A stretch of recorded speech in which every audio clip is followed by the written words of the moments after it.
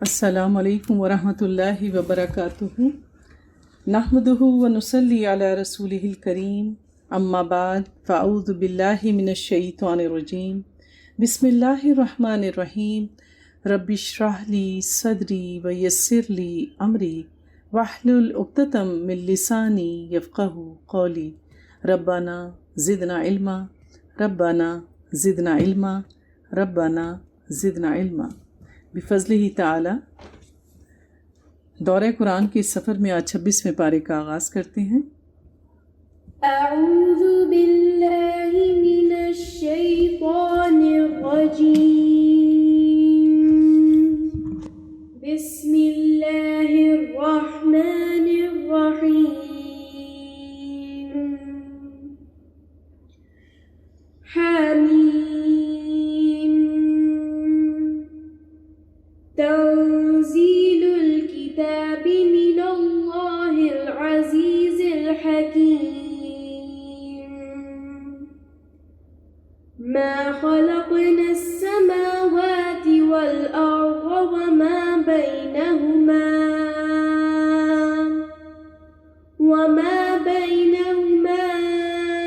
إلا بالحق وأجل مسمى، والذين كفروا عما أنذروا معرضون۔ قل أرأيتم ما تدعون من دون الله أروني ماذا خلقوا من الأرض أم لهم شرك في السماوات، ائتوني بكتاب من قبل هذا أو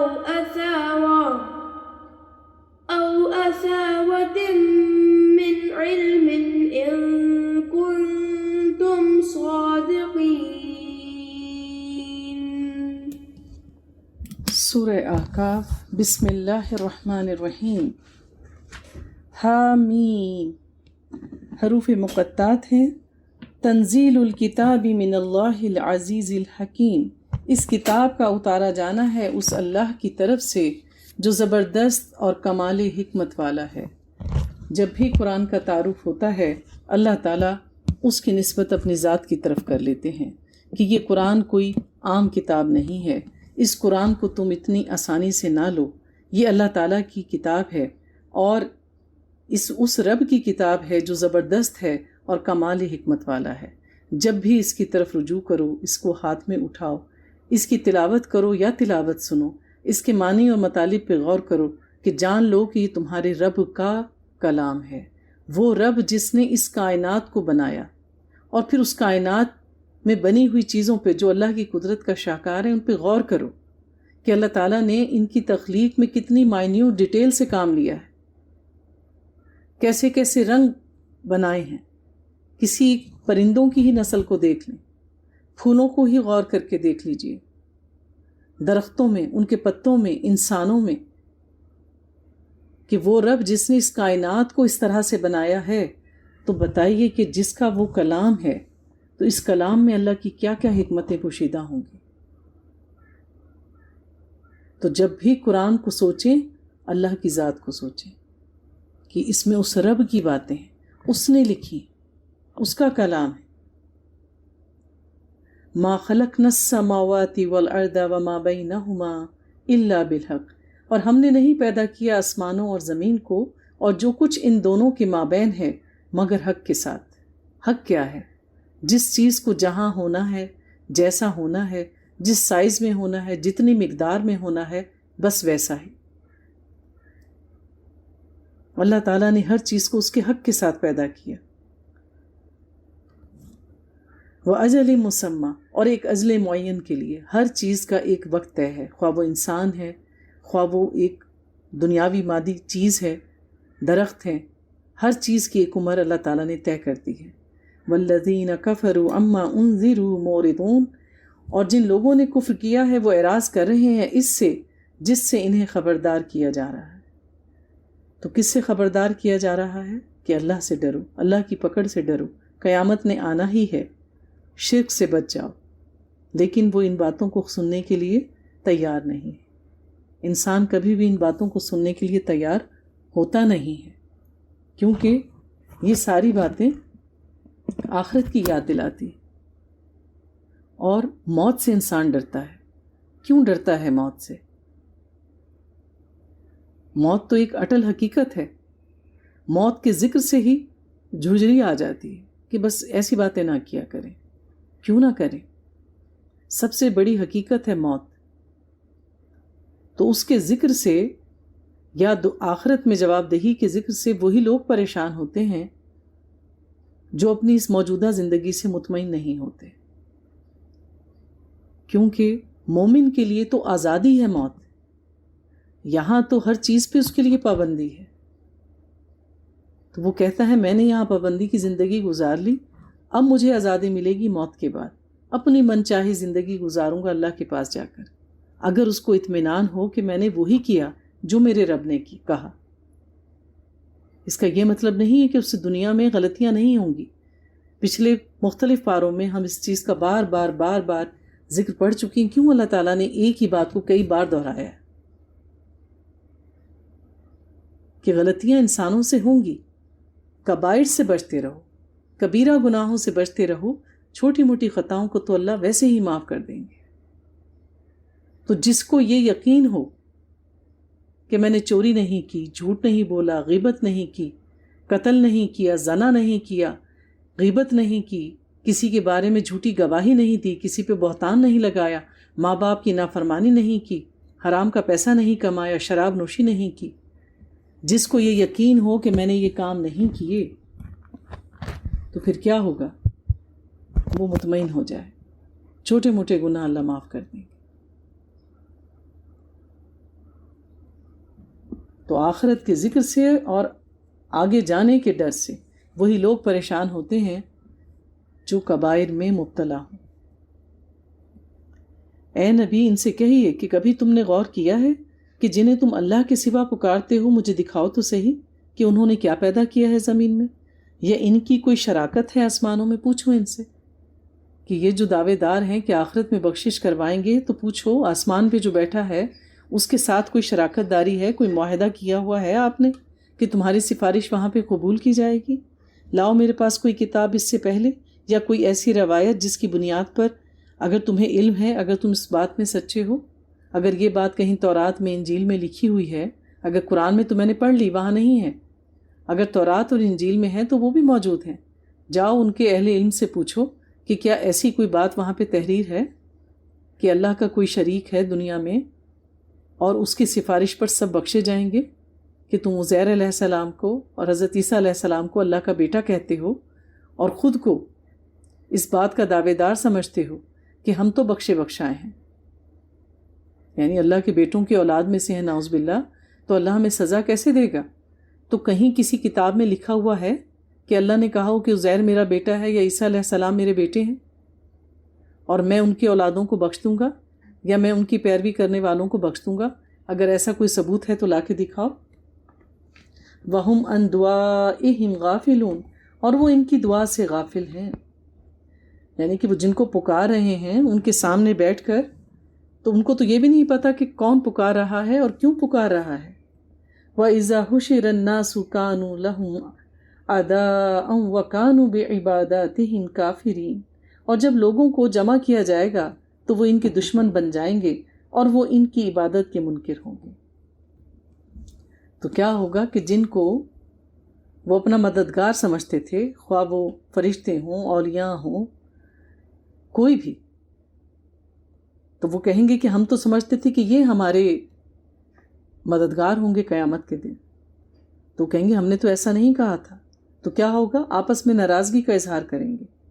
ایک مرتبہ ایک صحابی نبی پاک صلی اللہ علیہ وآلہ وسلم کے پاس بیٹھے تھے، تو کوئی بات انہوں نے کہی اور جواباً انہوں نے کہا کہ ما شاء اللہ وما شئت، جو اللہ چاہے اور جو آپ چاہیں۔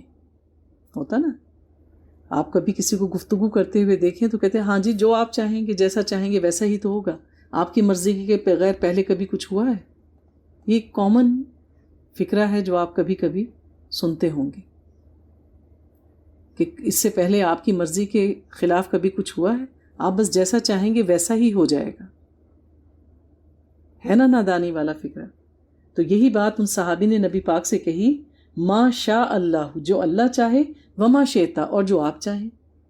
تو نبی پاک صلی اللہ علیہ وآلہ وسلم نے اس کو ٹوک دیا اور فرمایا، اجعلتنی للہ ندا، کیا تم مجھے اللہ کے برابر قرار دے رہے ہو کہ جو میں چاہوں اور جو اللہ چاہے وہ، یعنی تم نے مجھے اور اللہ کو برابر کر دیا۔ تو الفاظ یوں ہونے چاہیے، ما شاء اللہ ثم شئتا، پھر جو تم چاہو، پہلے اللہ جو چاہے پھر جو تم چاہو۔ تو ہم اپنے الفاظ پر بھی غور نہیں کرتے اور اپنی نادانی کی وجہ سے وہ باتیں کہہ جاتے ہیں جو شرک کے زمرے میں آتی۔ اپنی گفتگو کو، اپنے معاملات کو انتہائی توجہ کے ساتھ جو ہے ادا کرنا چاہیے، اور شعوری طور پر۔ اسی لیے تو کہتے ہیں کہ مومن شعوری زندگی جیتا ہے، وہ ایسے ہی لمبے لمبے کلابے نہیں مارتا، بغیر سوچے سمجھے بات نہیں کرتا، نپے تلے الفاظ میں اور سوچ سمجھ کر اپنی بات کہتا ہے، اور نہ سنی سنائی پر یقین کرتا ہے۔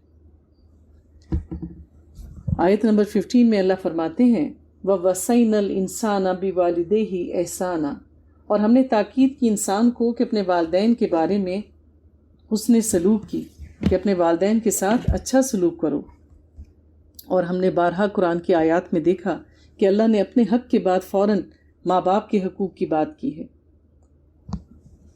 اسی طرح سورہ بنی اسرائیل میں اللہ تعالیٰ نے فرمایا، اور فیصلہ کر دیا آپ کے رب نے کہ تم نہیں عبادت کرو گے کسی کی سوائے اللہ کے، اور والدین کے ساتھ احسان کرو گے، اور اگر وہ پہنچ جائیں تمہارے سامنے بڑھاپے کو، ان میں سے کوئی ایک یا دونوں کے دونوں، تو مت کہو ان کو اف، اور مت جھڑکو ان کو، اور جب ان سے بات کرو تو نرمی کے ساتھ کرو۔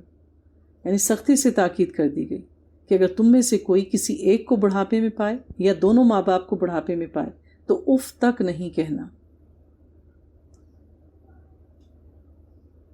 ایک دفعہ نبی پاک صلی اللہ علیہ وآلہ وسلم سے پوچھا ایک صحابی نے کہ یا رسول اللہ، میرے حسن سلوک کا سب سے زیادہ مستحق کون ہے؟ میں کس کے ساتھ سب سے اچھا برتاؤ کروں؟ تو نبی پاک نے جواب دیا، تمہاری ماں۔ انہوں نے پھر سوال کیا کہ اس کے بعد پھر کون؟ آپ نے فرمایا تمہاری ماں۔ پھر اس نے پوچھا اس کے بعد پھر کون؟ آپ نے فرمایا تمہاری ماں۔ پھر اس نے چوتھی مرتبہ یہی سوال دہرایا تو آپ نے کہا کہ تمہارے والد۔ اور کیوں 3 بار والدہ کا ہی کہا گیا؟ کیونکہ بچے کی حمل ٹھہرنے سے لے کے اس کی ولادت، اس کا دودھ پلانا، اس کی پرورش کرنا، ماں ایک انتہائی صبر آزما مشقت سے گزرتی ہے۔ حمل کے دوران کھایا نہیں جاتا، سویا نہیں جاتا، کروٹ نہیں لی جاتی، کام کرنا مشکل ہوتا ہے، یہ سب معاملات ماں اٹھاتی ہے۔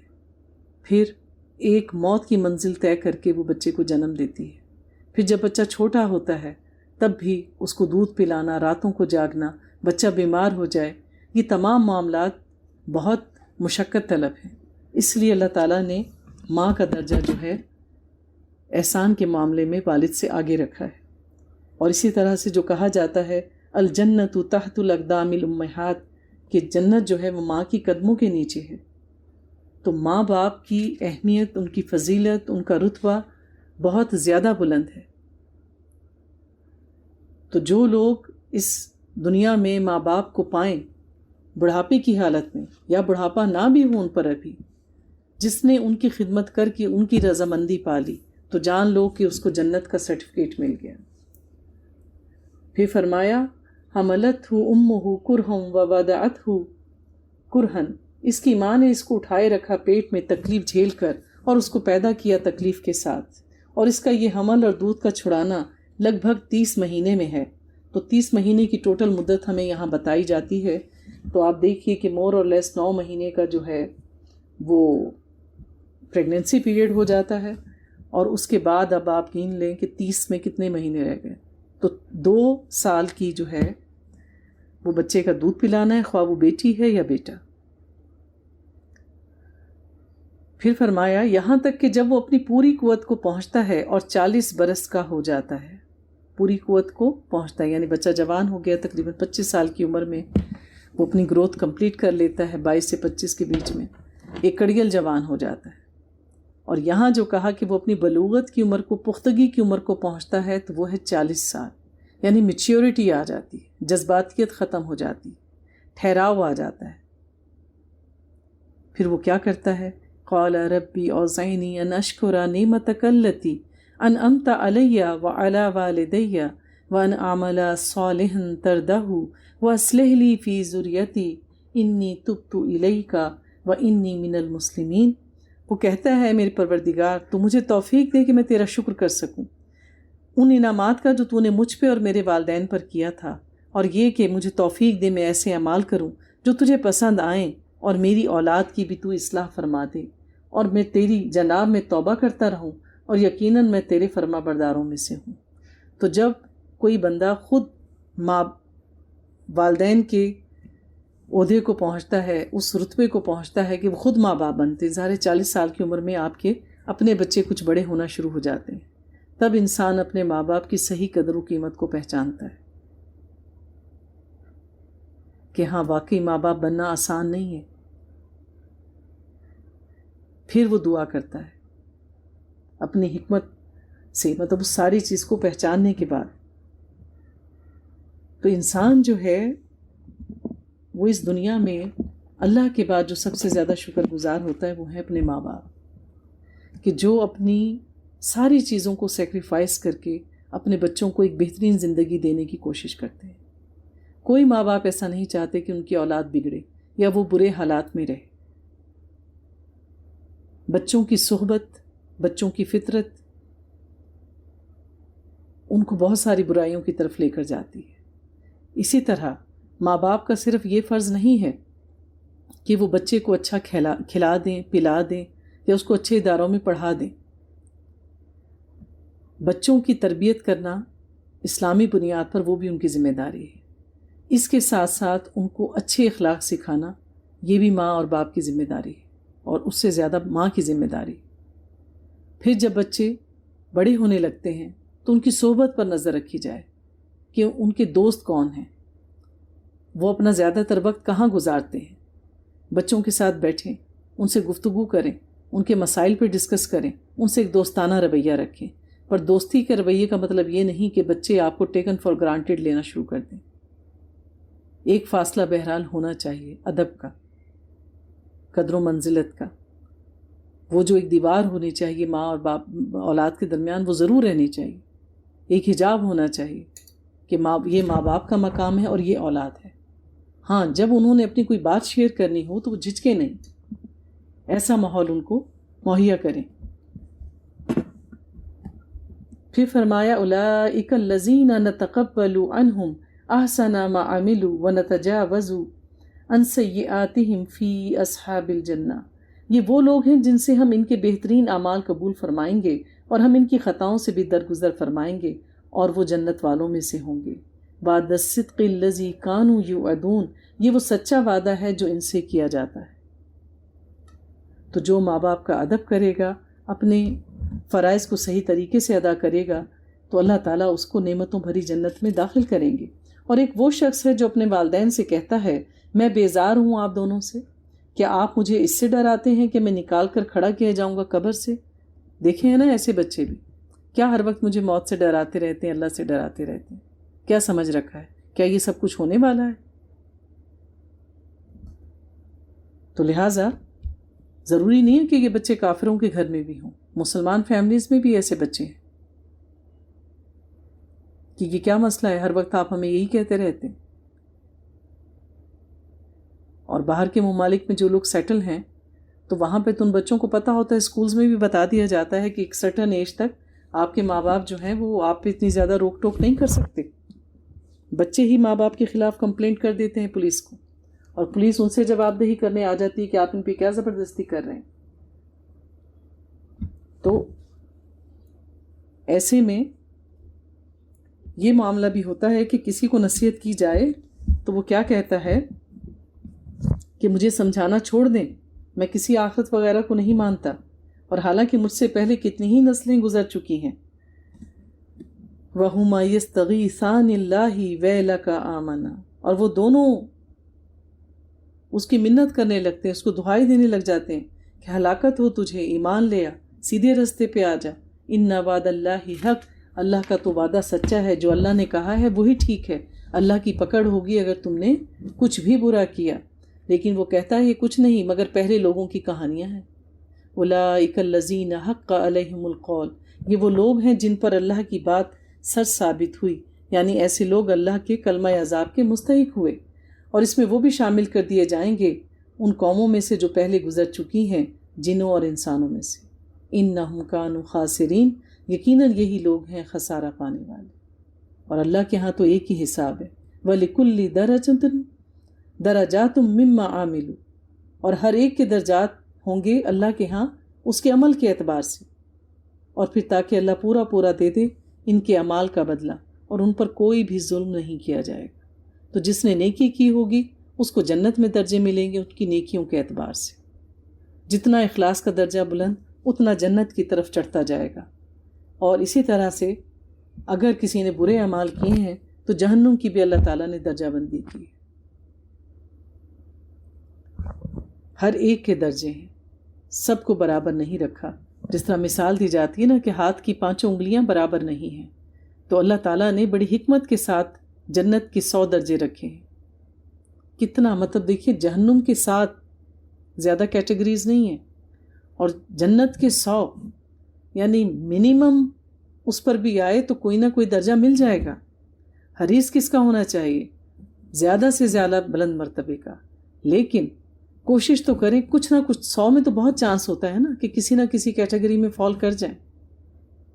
بچنا کس سے ہے؟ شرک سے۔ ظلم عظیم، سب سے بڑا گناہ ہے۔ اللہ چاہے گا تو اپنی رحمت سے کچھ بھی بخش دے گا، توبہ کرنے پہ تو اللہ سب کچھ بخش دیتا ہے، لیکن جو شرک کی حالت میں اس دنیا سے گیا وہ نہیں بخشا جائے گا۔ آیت نمبر 21 میں وَاذْكُرْ أَخَا عَادٍ إِذْ أَنذَرَ قَوْمَهُ بِالْأَحْقَافِ، اسی آیت میں لفظ جو موجود ہے احقاف، اس پر سورت کا نام رکھا گیا ہے کہ ذکر کیجئے آپ قوم عاد کے بھائی ہود کا، جب اس نے خبردار کیا اپنی قوم کو احقاف میں۔ تو یہ ایک علاقہ تھا عرب کے جنوبی ساحل کی طرف، اور جو کہ اب سمجھ لیں وہاں پہ اب کوئی آبادی نہیں ہے، ایک صحرا کی شکل اختیار کر گیا ہے۔ تو کہا گیا کہ اس سے پہلے بھی اور اس کے بعد بھی بہت سے خبردار کرنے والے گزر چکے، یعنی جب ان کے رسول ان کے پاس آئے تو انہوں نے کہا کہ آپ سے پہلے اور بھی بہت سے آئے، نصیحتیں کی اور چلے گئے۔ اللہ تعبدوا الا اللہ، کہ مت عبادت کرو کسی اور کی سوائے اللہ کے، اور سب نے یہی کہا کہ مجھے ڈر ہے کہ اگر تم نے ایک خدا کی عبادت نہیں کی تو تم پر اللہ کا عذاب آ جائے گا۔ لیکن قوموں کا تو ہمیشہ ایک ہی رویہ رہا جو منکرین تھے۔ فلما رأوه عارضا مستقبلا اودیاتہم، پھر جب انہوں نے عذاب کو دیکھا بادل کی صورت میں تو اپنی وادیوں کی طرف بڑھتے ہوئے آئے۔ یہ وہی قوم تھی جس کے اوپر اللہ تعالیٰ نے ایک ہوا مسلط رکھی 8 راتیں اور 7 دن۔ تو جب اس قوم نے دیکھا کہ ایک طرف سے بادل چلے آ رہے ہیں، تو بادل تو آپ دیکھیں، بچے بھی دیکھیں تو خوشی خوشی آتے ہیں، وہ دیکھیں بادل آ رہے ہیں، بارش ہوگی، بہت مزہ آئے گا، ہوتا ہے نا ایسا۔ تو بادل جو ہیں نارملی خوشی کا پیغام لاتے ہیں، ٹھنڈی ہوا چلنے لگ جاتی ہے، بارش کی امید ہوتی ہے، اگر گرمی ہے تو لوگ خوش ہو جاتے ہیں کہ چلو موسم تھوڑا سا بہتر ہو جائے گا۔ تو جب اس قوم نے دیکھا کہ ایک طرف سے بادل آ رہے ہیں تو انہوں نے بھی خوشی کا اظہار کیا اور کہا قالوا ھذا عارض ممطرنا، تو انہوں نے کہا کہ یہ تو بادل ہے جو ہمیں سیراب کر دے گا، بارش برسائے گا۔ نہیں، بلکہ یہ تو وہ شے ہے جس کے بارے میں تم نے جلدی مچا رکھی ہے، تمہیں کیا معلوم کہ یہ بادل اپنے اندر کیا لا رہے ہیں؟ جب بادل آتے ہیں تو ہمیں نہیں پتہ ہوتا کہ رمجھم بارش ہوگی، تیز بارش ہوگی، یا ایسی بارشیں ہوں گی کہ وہ سیلاب میں سب کچھ بہا کر لے جائیں گی۔ کسی کام کے پورا ہونے سے پہلے ہم کچھ نہیں کہہ سکتے کہ اس کا نتیجہ کیا نکلے گا، کہاں جا کر یہ ختم ہوگا۔ تو نبی پاک صلی اللہ علیہ وآلہ وسلم جب گہرے بادلوں کو منڈ کر آتا ہوا دیکھتے تھے تو آپ پریشان ہو جاتے تھے، آپ کے چہرے کا رنگ زرد ہو جاتا تھا کہ کہیں یہ ویسے ہی بادل تو نہیں جس نے پچھلی قوموں پر عذاب لے کر آئے تھے۔ تو اللہ تعالیٰ سے بارش بھی خیر والی مانگنی چاہیے۔ ریح فیہا عذاب علیم، یہ وہ جھکڑ ہے جس میں بہت دردناک عذاب ہے، تباہ و برباد کرتا ہے ہر شے کو اپنے رب کے حکم سے۔ فَأَصْبَحُوا لَا يُرَىٰ إِلَّا مَسَاكِنُهُمْ، پھر وہ اس کے بعد جب یہ اللہ تعالیٰ کی طرف سے عذاب آیا، سب کچھ تباہ و برباد ہو گیا، تو وہاں کیا تھا؟ سوائے ان کے رہنے کی جگہوں کے سب کچھ ختم ہو گیا تھا۔ گھر تو باقی تھے لیکن اس کے مکین نہیں تھے۔ کذالک نجزی القوم المجرمین، اسی طرح ہم بدلہ دیا کرتے ہیں مجرم قوم کو۔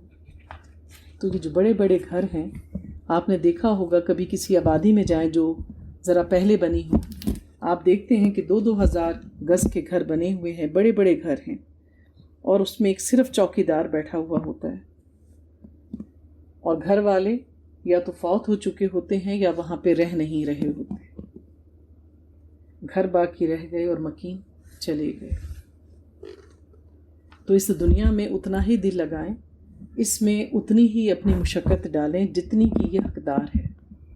اللہ کے نزدیک اس دنیا کی حیثیت مچھر کے پر کے برابر بھی نہیں ہے، اور ہم اپنی ساری ایفرٹس اس دنیا کو بنانے میں لگا دیتے ہیں۔ ہاں، اس شخص کے کیا کہنے جس کو اللہ دنیا میں بھی مال و دولت دے، علم دے، اور اس کو دین کی نعمت سے بھی نوازے،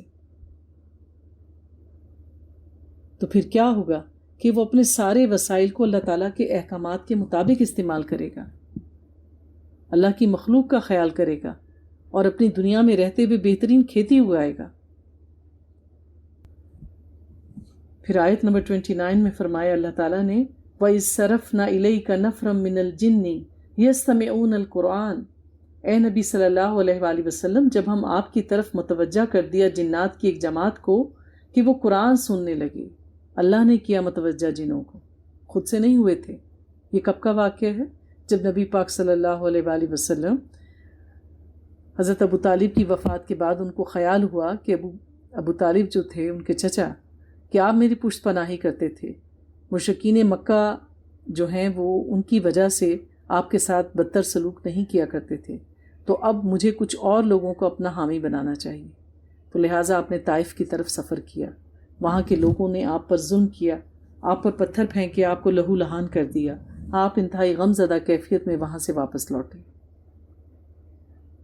تو پھر کیا ہوا کہ اللہ تعالیٰ یہاں کیا کہہ رہے ہیں کہ جب ہم نے متوجہ کر دیا جنات کی ایک جماعت کو اور وہ قرآن سننے لگے، فَلَمَّا حَضَرُوهُ قَالُوا أَنصِتُوا، جب وہ وہاں پہنچے تو انہوں نے کہا چپ ہو جاؤ۔ یہ پورا ایک گروپ تھا، تو ان میں سے ایک جن نے کہا کہ چپ ہو جاؤ، قرآن پڑھا جا رہا ہے۔ تو اس لیے ہمیں بھی کیا حکم دیا گیا ہے، وَإِذَا قُرِئَ الْقُرْآنُ فَاسْتَمِعُوا لَهُ وَأَنصِتُوا لَعَلَّكُمْ تُرْحَمُونَ، کہ جب قرآن پڑھا جا رہا ہو تو اسے پوری توجہ کے ساتھ سنا کرو اور خاموش رہا کرو تاکہ تم پر رحم کیا جائے۔ اور یہ ایٹیکیٹس جن جانتے تھے کہ جب اللہ کا کلام پڑھا جاتا ہے تو خاموش ہو جانا چاہیے، تو ایک جن نے باقیوں کو خاموش کروا دیا۔ پھر جب قرات ختم ہوئی تو وہ پلٹے اپنی قوم کی طرف خبردار کرنے والے بن کر۔ تو جب نبی پاک نے قرآن کو پڑھنا ختم کیا، انہوں نے سنا، اس کو سمجھا، تو وہ اپنی باقی جنات کی طرف گئے جہاں سے وہ آئے تھے۔ تو کیا کہا انہوں نے، قالوا یا قومنا انا سمعنا کتابا انزل من بعد موسیٰ، انہوں نے کہا ہماری قوم کے لوگوں، ہم نے ایک کتاب سنی ہے جو موسیٰ کے بعد نازل ہوئی ہے۔ یہاں پہ انجیل کا ذکر نہیں کیا، ڈائریکٹ موسیٰ علیہ السلام کا ذکر کیا گیا ہے۔ یعنی ہم اور وہ پہچان گئے کہ جس طرح کی آیات اللہ کی پچھلی کتاب میں تھی، یہ تو ویسا ہی کلام ہے، اسی رب کا کلام ہے۔ آپ نے کبھی مشاہدہ کیا ہوگا کہ اگر کوئی لکھاری لکھتا ہے تو اس کا ایک خاص لکھنے کا انداز ہوتا ہے نا، کہ جو لوگ کالمز لکھتے ہیں اخبار میں ان کا ایک خاص سٹائل ہوتا ہے۔ اسی طرح اگر کوئی کہانیاں لکھتا ہے تو اس کا بھی اپنا ایک سٹائل ہوتا ہے۔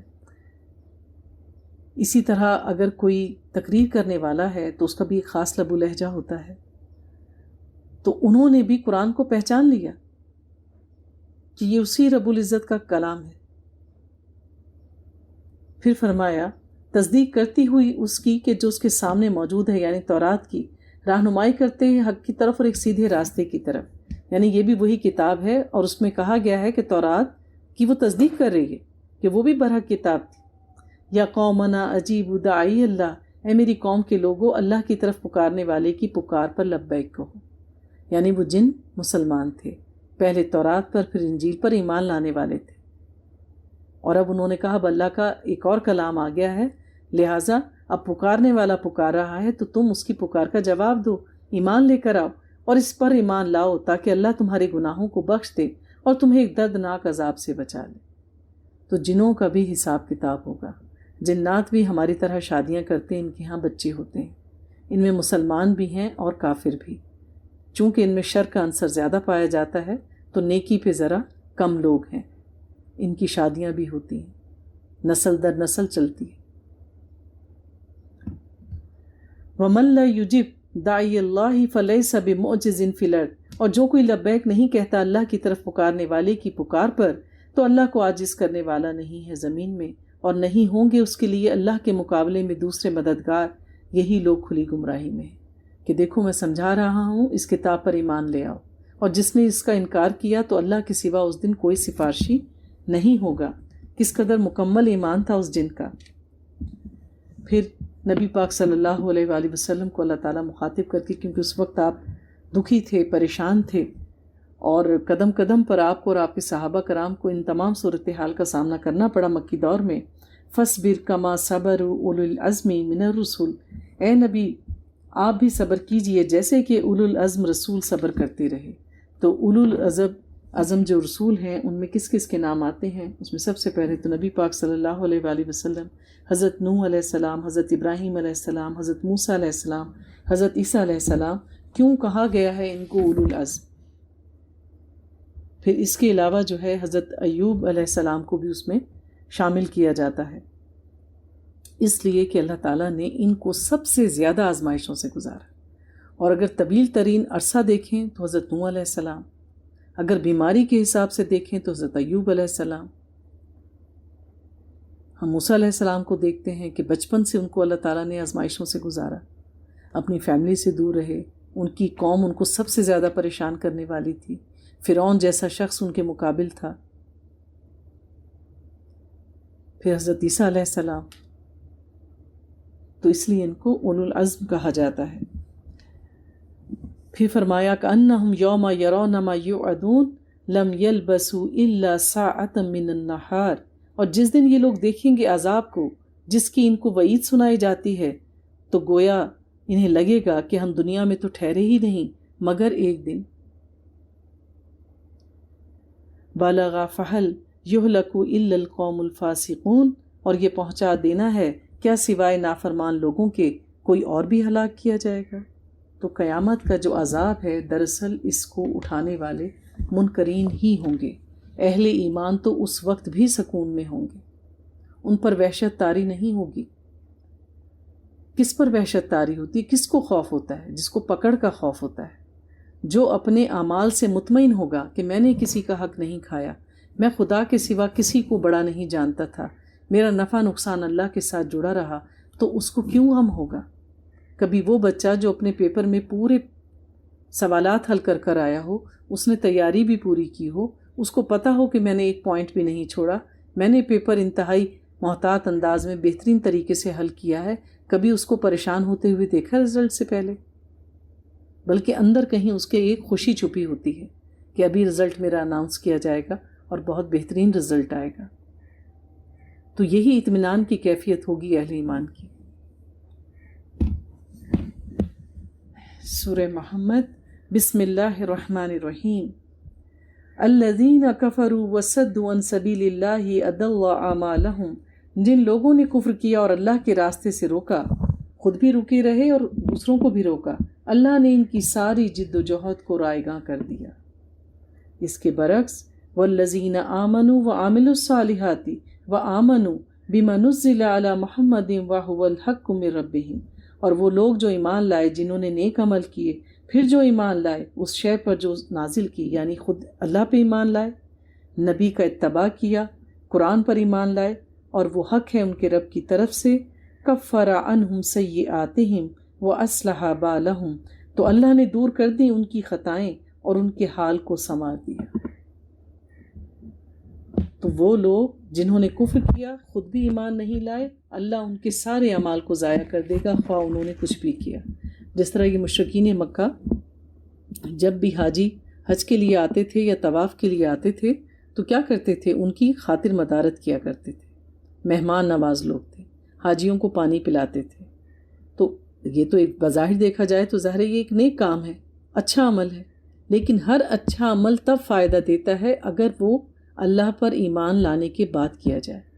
ہر نیک عمل کی اساس اخلاص پر ہے، اللہ کی خاطر کیا جائے اور سنت کے طریقے سے کیا جائے۔ تو لہٰذا ان کی یہ تمام جو نیکیاں تھیں وہ غارت ہو گئی۔ ہاں اگر وہ ایمان لے آتے تو انہوں نے جتنے بھی پچھلے نیک اعمال کیے تھے اس کا بدلہ اللہ دیتا، لیکن چونکہ ایمان نہیں لائے تو ان کی نیکیاں ان کو کوئی فائدہ نہیں دیں گی۔ اس کے برعکس وہ تمام لوگ چاہے وہ پہلے شرک کرتے رہے تھے، زنا کرتے رہے تھے، سود کھاتے رہے تھے، شراب پیتے رہے تھے، لیکن وہ مسلمان ہو گئے تو کیا کیا؟ کفر عنہم سیئاتہم، اللہ نے ان سے ان کی تمام برائیاں دور کر دی، دھو دی، ان کو پاک صاف کر دیا۔ تو جیسے ہی کوئی شخص مسلمان ہوتا ہے، دائرہ اسلام میں داخل ہوتا ہے، اللہ تعالیٰ اس کے تمام گناہوں کو دھو کے اس کو پاک صاف کر دیتے ہیں جیسے وہ آج ہی پیدا ہوا ہو۔ یہ اس لیے کہ جن لوگوں نے کفر کیا انہوں نے باطل کی پیروی کی، اور جو لوگ ایمان لائے انہوں نے حق کی پیروی کی جو ان کے رب کی طرف سے آیا تھا۔ کذالک یضرب اللہ للناس امثالہم، اسی طرح اللہ لوگوں کے لیے ان کی مثالیں بیان کرتا ہے تاکہ بات سمجھ میں آ جائے، کوئی کمی نہ رہے۔ مثال دے کر ہمیشہ بات سمجھ میں آتی ہے، اور مثال کون سی لینی چاہیے؟ آپ جس سے بات کر رہے ہیں اس کی کیفیت کے مطابق۔ پڑھا لکھا شخص ہے، بات سمجھ سکتا ہے، آپ اس کے ساتھ چاہے انگلش کے ورڈز یوز کریں، اردو کے یوز کریں، بات اس کو سمجھ میں آ جائے گی۔ مثال اس کی حالت کے مطابق کرنی چاہیے، جس طرح کی وہ زندگی گزارتا ہے، تاکہ اس کو بات سمجھ میں آ جائے۔ ایک گاؤں میں رہنے والے کو آپ شہری مثالیں دیں گے، اس کو بات کہاں سے سمجھ میں آئے گی؟ ایک شہر میں رہنے والے کو آپ گاؤں سے مثالیں دیں گے، اس کو کہاں سے بات سمجھ میں آئے گی؟ نہیں آئے گی نا۔ ایک ویل آف شخص ہے، اس نے کبھی بھوک اور پیاس بھگتی ہی نہیں ہے، پیسے کی فراوانی ہے، اس کو اگر آپ بات سمجھائیں گے بھوک اور پیاس کی تو کیا سمجھ آئے گی؟ تو یہ سمجھ کب آتی ہے؟ جب ہم روزہ رکھتے ہیں، یہ بھی ایک تربیت ہے۔ تو مثال جب کسی کو کوئی بات سمجھانا مقصود ہو تو اس کی شخصیت اور اس کی سارے پیرامیٹرز کو ذہن میں رکھ کے پھر مثال دے کر بات سمجھائی جائے۔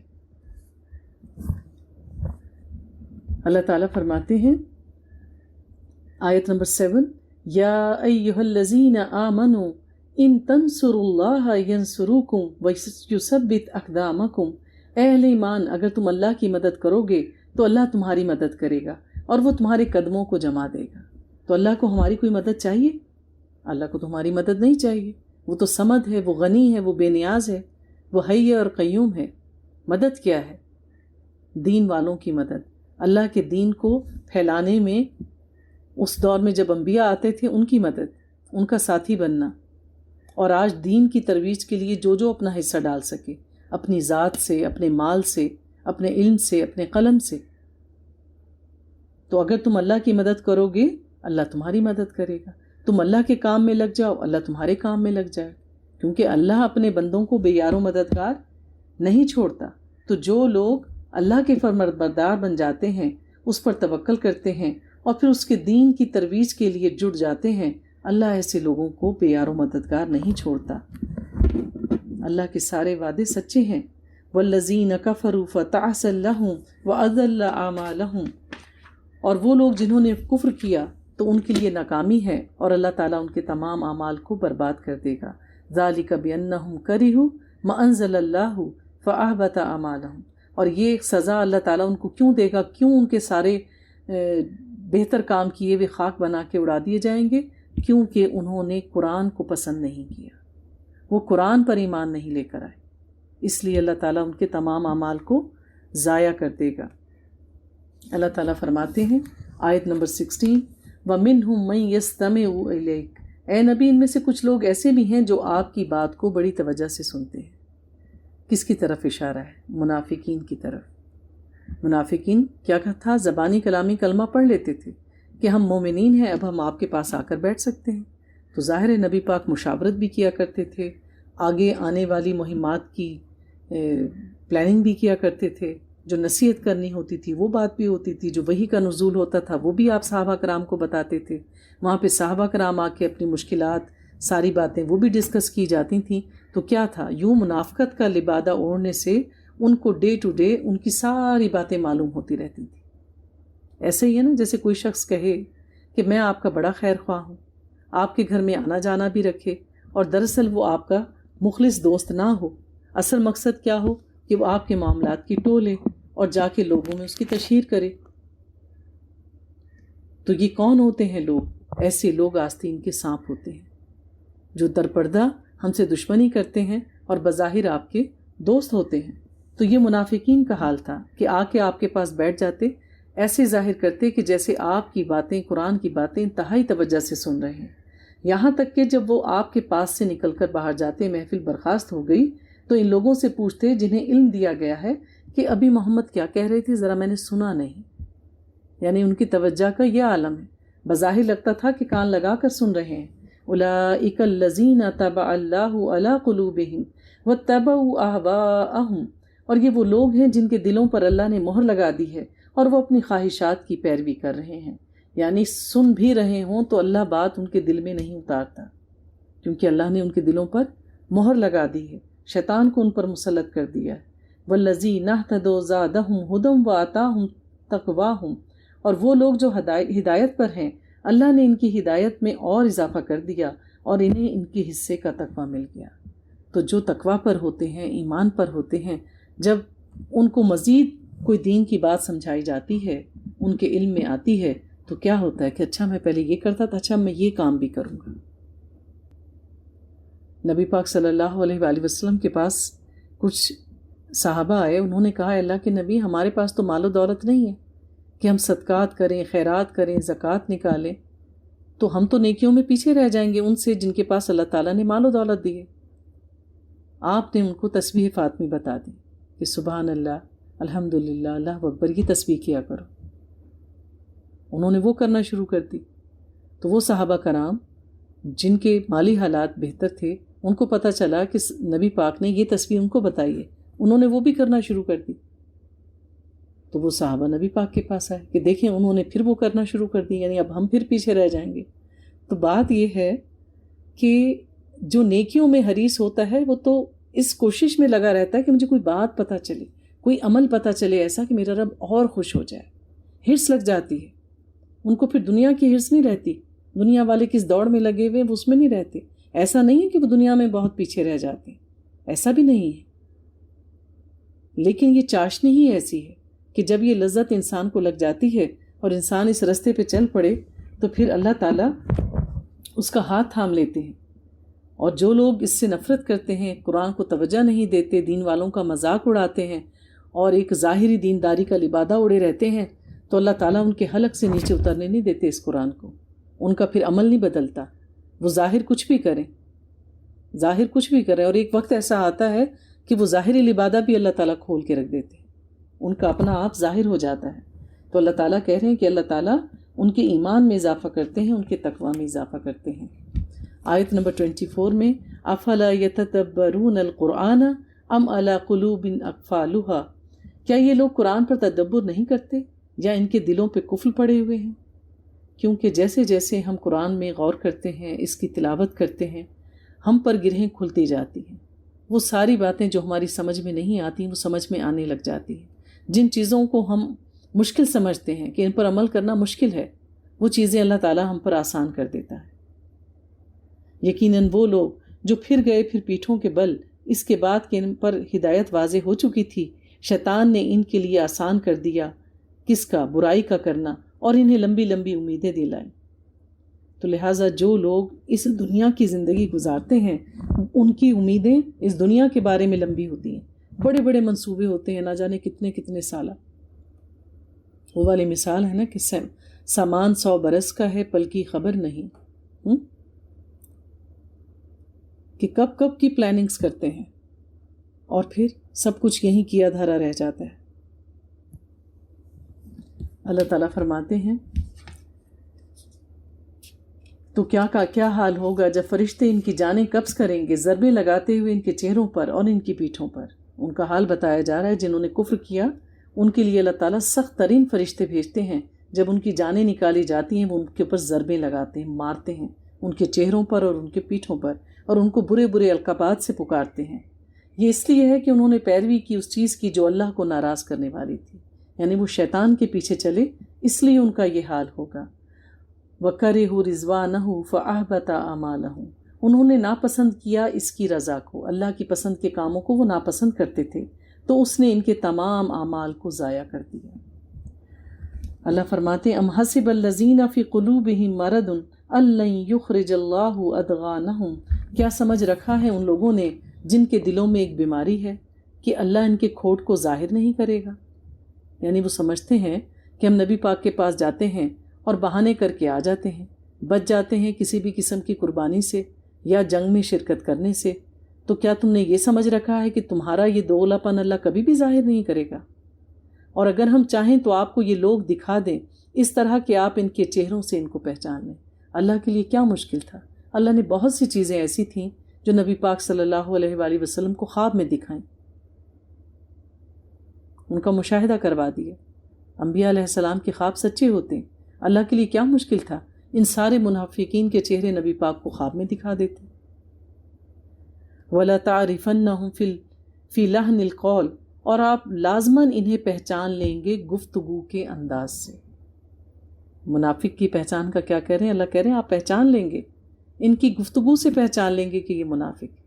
ہم نے اللہ کو کیسے پہچانا ہے؟ اللہ کیسے کہتا ہے کہ مجھے پہچانو؟ ہم نے اللہ کو دیکھا نہیں، ہم اللہ کو اس کی قدرت کی نشانیوں پر غور کر کے پہچانتے ہیں۔ کسی بھی شخص کی پہچان کرنی ہو کوئی گارنٹی لینے کی ضرورت نہیں ہے، آپ اس کی حرکات پہ غور کرنا شروع کر دیں، اس کا اصل خود بخود کھل کے سامنے آ جائے گا۔ مومن صاف ہوتا ہے، سچا ہوتا ہے، صاف اور کھری بات کرتا ہے، وہ چاپلوسی نہیں کرتا، آؤٹ آف دا وے جا کے آپ کو راضی کرنے کی کوشش نہیں کرتا، اس کا معاملہ بڑا سیدھا ہوتا ہے۔ اللہ تعالیٰ فرماتے ہیں واللہ یعلم اعمالکم، اور اللہ تمہارے اعمال کو خوب جانتا ہے، اور ہم تمہیں لازماً آزمائیں گے یہاں تک کہ ہم ظاہر کر دیں انہیں جو تم میں سے جہاد کرنے والے ہیں اور صبر کرنے والے ہیں، اور ہم پوری تحقیق کر لیں تمہارے حالات کی۔ تو نبی پاک صلی اللہ علیہ وآلہ وسلم سے کہا جا رہا ہے کہ یہ لوگ ابھی تو منافقت کا لبادہ اڑے ہوئے ہیں اور یہ سب آپس میں گڈمڈ ہو گئے ہیں، یعنی آپ نہیں پہچان رہے کہ اس میں سے منافق کون ہے اور میرے سچے صحابہ کون سے ہیں۔ وہ ظاہر میں اس طرح کی باتیں کرتے ہیں، اس طرح کا حال حلیہ بنا کے رکھتے ہیں کہ ان کو بہت طویل عرصے تک اس کیفیت میں نہیں رکھا جا سکتا۔ ان قریب ہم ایسے حالات پیدا کر دیں گے کہ ان کی منافقت کھل کر سامنے آ جائے گی۔ اور پھر ہم نے دیکھا غزوہ بدر میں، غزوہ احد میں، اسی طرح جب نبی پاک صلی اللہ علیہ وآلہ وسلم غزوہ تبوک کے لیے گئے، غزوہ خندق میں اللہ تعالیٰ نے ان کی ساری چالوں کو الٹا کر دیا، اور اللہ تعالیٰ نے ان پہ جو لبادہ پڑا ہوا تھا اس کو کھول کر دکھا دیا۔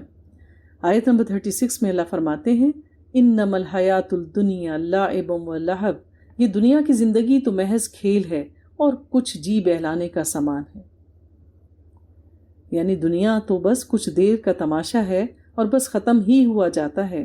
وَإِن تُؤْمِنُوا وَتَتَّقُوا يُؤْتِكُمْ أُجُورَكُمْ، اور اگر تم لوگ ایمان لاؤ اور تقوی اختیار کرتے رہو تو اللہ تعالیٰ تمہیں تمہارے اجر دے گا۔ تو کھیل تماشے میں اکثر وقت ضائع ہی ہوتا ہے۔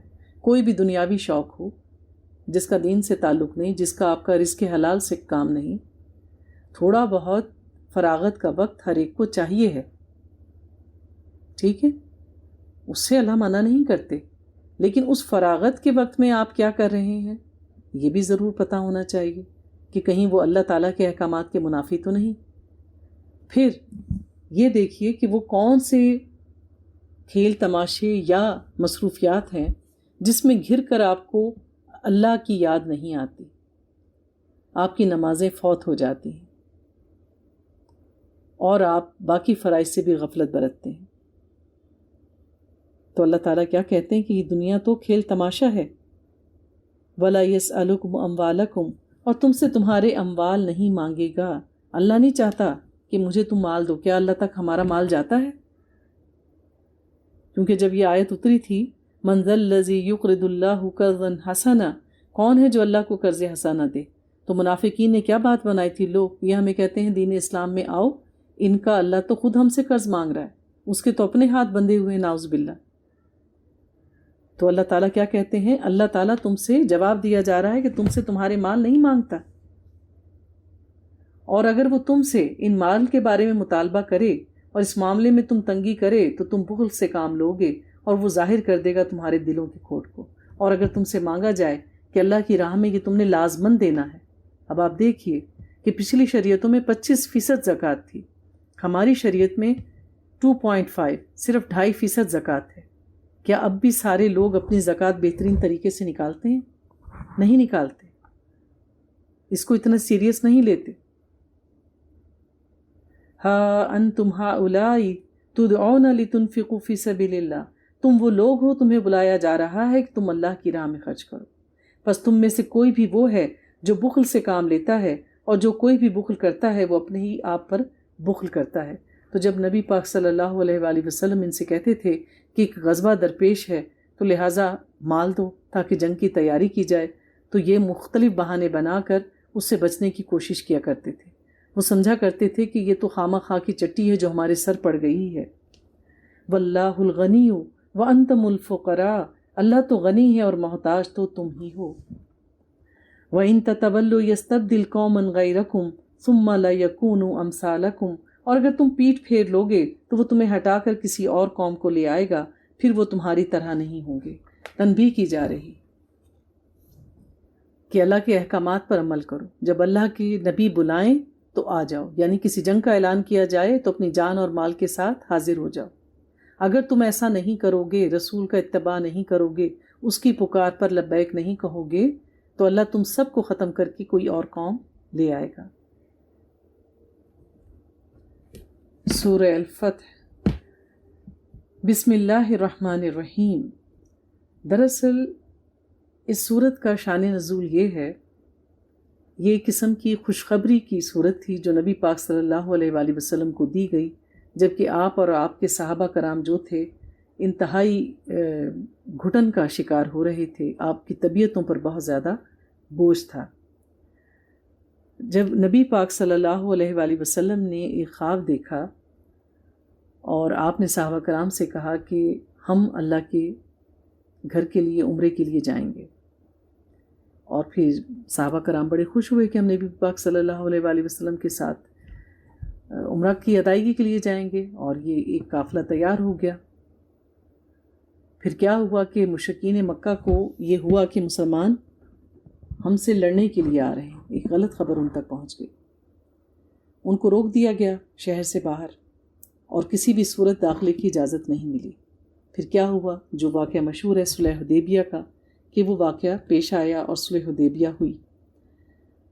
اب اس میں جو شرطیں رکھی گئی تھیں وہ شرطیں کافی سخت تھیں، اگر دیکھا جائے تو مسلمانوں کو وہ کوئی بھی بات پسند نہیں آ رہی تھی، صحابہ کرام اس پہ بڑے جزبوز ہو رہے تھے، لیکن نبی پاک صلی اللہ علیہ وآلہ وسلم نے ان کو راضی کیا اور یہ ایک معاہدہ طے پایا۔ پہلی بات کیا تھی کہ 10 سال تک ان دونوں فریقین کے درمیان کوئی جنگ نہیں ہوگی۔ دوسری بات یہ تھی کہ اگر قبائل عرب میں سے جو قبیلہ بھی فریقین میں سے کسی ایک کا حلیف بن کر اس معاہدے میں شامل ہونا چاہے گا، اس کا اختیار ہوگا۔ تیسرا یہ تھا کہ نبی پاک صلی اللہ علیہ وآلہ وسلم اور ان کے ساتھی اب عمرہ نہیں کریں گے، واپس جائیں گے، اور آئندہ سال وہ عمرے کے لیے آئیں گے، اور وہ 3 دن تک مکہ میں ٹھہر سکتے ہیں، اور ان 3 دنوں میں ہم جو شہر ہے مکہ کا اس کو خالی کر دیں گے۔ ٹھیک ہے، یہاں سے وہ واپس جاتے ہوئے کسی بھی شخص کو ساتھ نہیں لے کے جا سکتے، یعنی کچھ لوگ ایسے تھے نا مکہ میں جن کے بارے میں آیات نازل ہوئی تھیں کہ کچھ تمہارے بہن بھائی ہیں، تمہارے اپنے میں سے ہیں، جو وہاں پہ ایک ظلم کی زندگی یا جبر کی زندگی گزار رہے ہیں، تو تم ان کی خاطر کیوں نہیں لڑتے؟ تو پھر یہ نہ ہو کہ کوئی ایمان کا اظہار کر دے اور تم اس کو ساتھ لے جاؤ، تو کسی کو ساتھ نہیں لے کے جا سکتے۔ اور اس کے بعد ایک شرط یہ تھی کہ اگر کوئی شخص مسلمان ہو کر مکہ سے مدینہ ہجرت کرتا ہے، وہاں جاتا ہے، تو وہ اس کو واپس کر دیں گے۔ ہاں، اگر کوئی مدینہ سے مکہ آتا ہے تو یہ لوگ واپس نہیں کریں گے۔ اب کتنی الٹی قسم کی شرط تھی۔ لیکن نبی پاک صلی اللہ علیہ وآلہ وسلم نے یہ معاہدہ کیا۔ حضرت عمر رضی اللہ تعالیٰ عنہ نے نبی پاک سے پوچھا کہ آپ اس قدر دب کر کیوں یہ صلح کر رہے ہیں، کس قسم کے یہ ہم سے معاہدہ کروانا چاہ رہے ہیں؟ نبی پاک نے کہا کہ میں تو وہی کر رہا ہوں جس کا مجھے اللہ نے حکم دیا ہے۔ پھر آپ نے حضرت علی رضی اللہ تعالیٰ عنہ کو بلایا اور کہا کہ یہ صلح نامہ جو ہے اس کو تحریر کرو۔ آپ ان کو املا کروا رہے تھے، تو جب نبی پاک یعنی کہ قریش مکہ کی طرف کے لوگ بھی بیٹھ گئے، آپ کی طرف کے لوگ بھی بیٹھ گئے، نبی پاک صلح نامہ لکھوا رہے تھے اور حضرت علی رضی اللہ تعالیٰ عنہ لکھ رہے تھے۔ آپ نے لکھوایا کہ صلح نامہ محمد رسول اللہ صلی اللہ علیہ وآلہ وسلم اور قریش مکہ کے مابین طے پایا ہے۔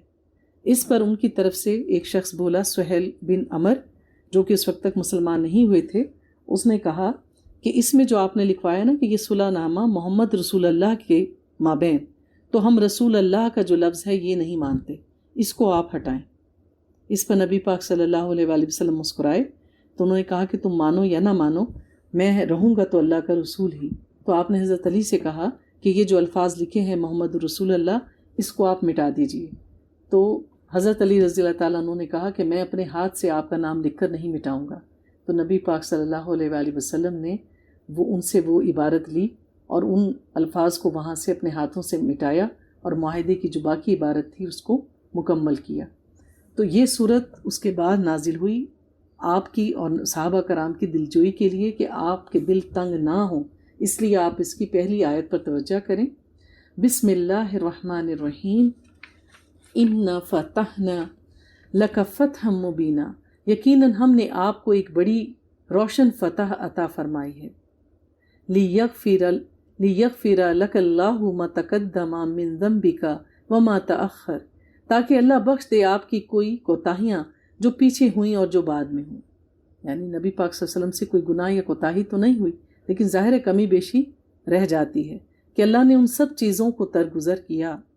وَيُتِمَّ نِعْمَتَهُ عَلَيْكَ وَيَهْدِيَكَ صِرَاطًا مُسْتَقِيمًا، اور تاکہ اللہ اپنی نعمت کا اتمام فرما دے آپ پر اور آپ کی رہنمائی کرے سیدھے راستے کی طرف۔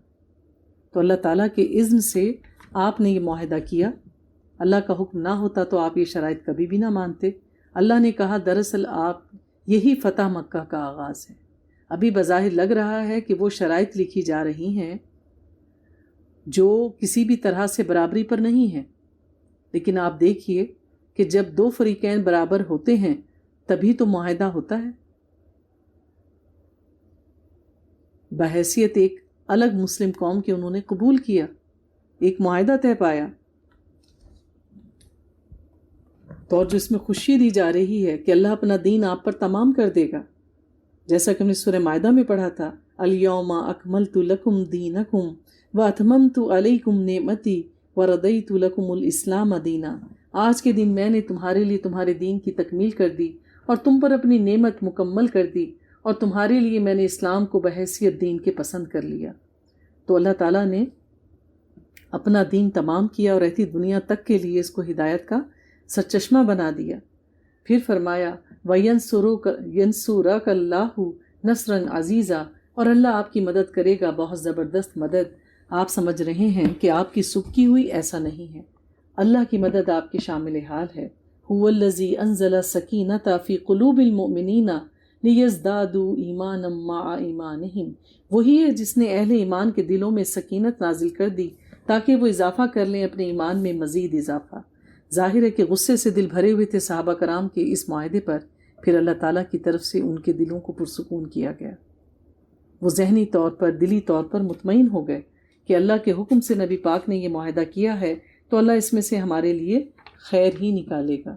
تو یہ اللہ تعالیٰ کی ایک مدد ہوتی ہے، اگر اس دنیا میں آپ کے ساتھ رہنے والے اگر آپ کو یہ ایک اچھی سوچ دیتے ہیں تو گھر والے، آپ کے ساتھ کام کرنے والے، آپ کے کولیگز اس پر ایگری ہو جائیں، تو یہ اللہ کی ایک ان دیکھی مدد ہوتی ہے۔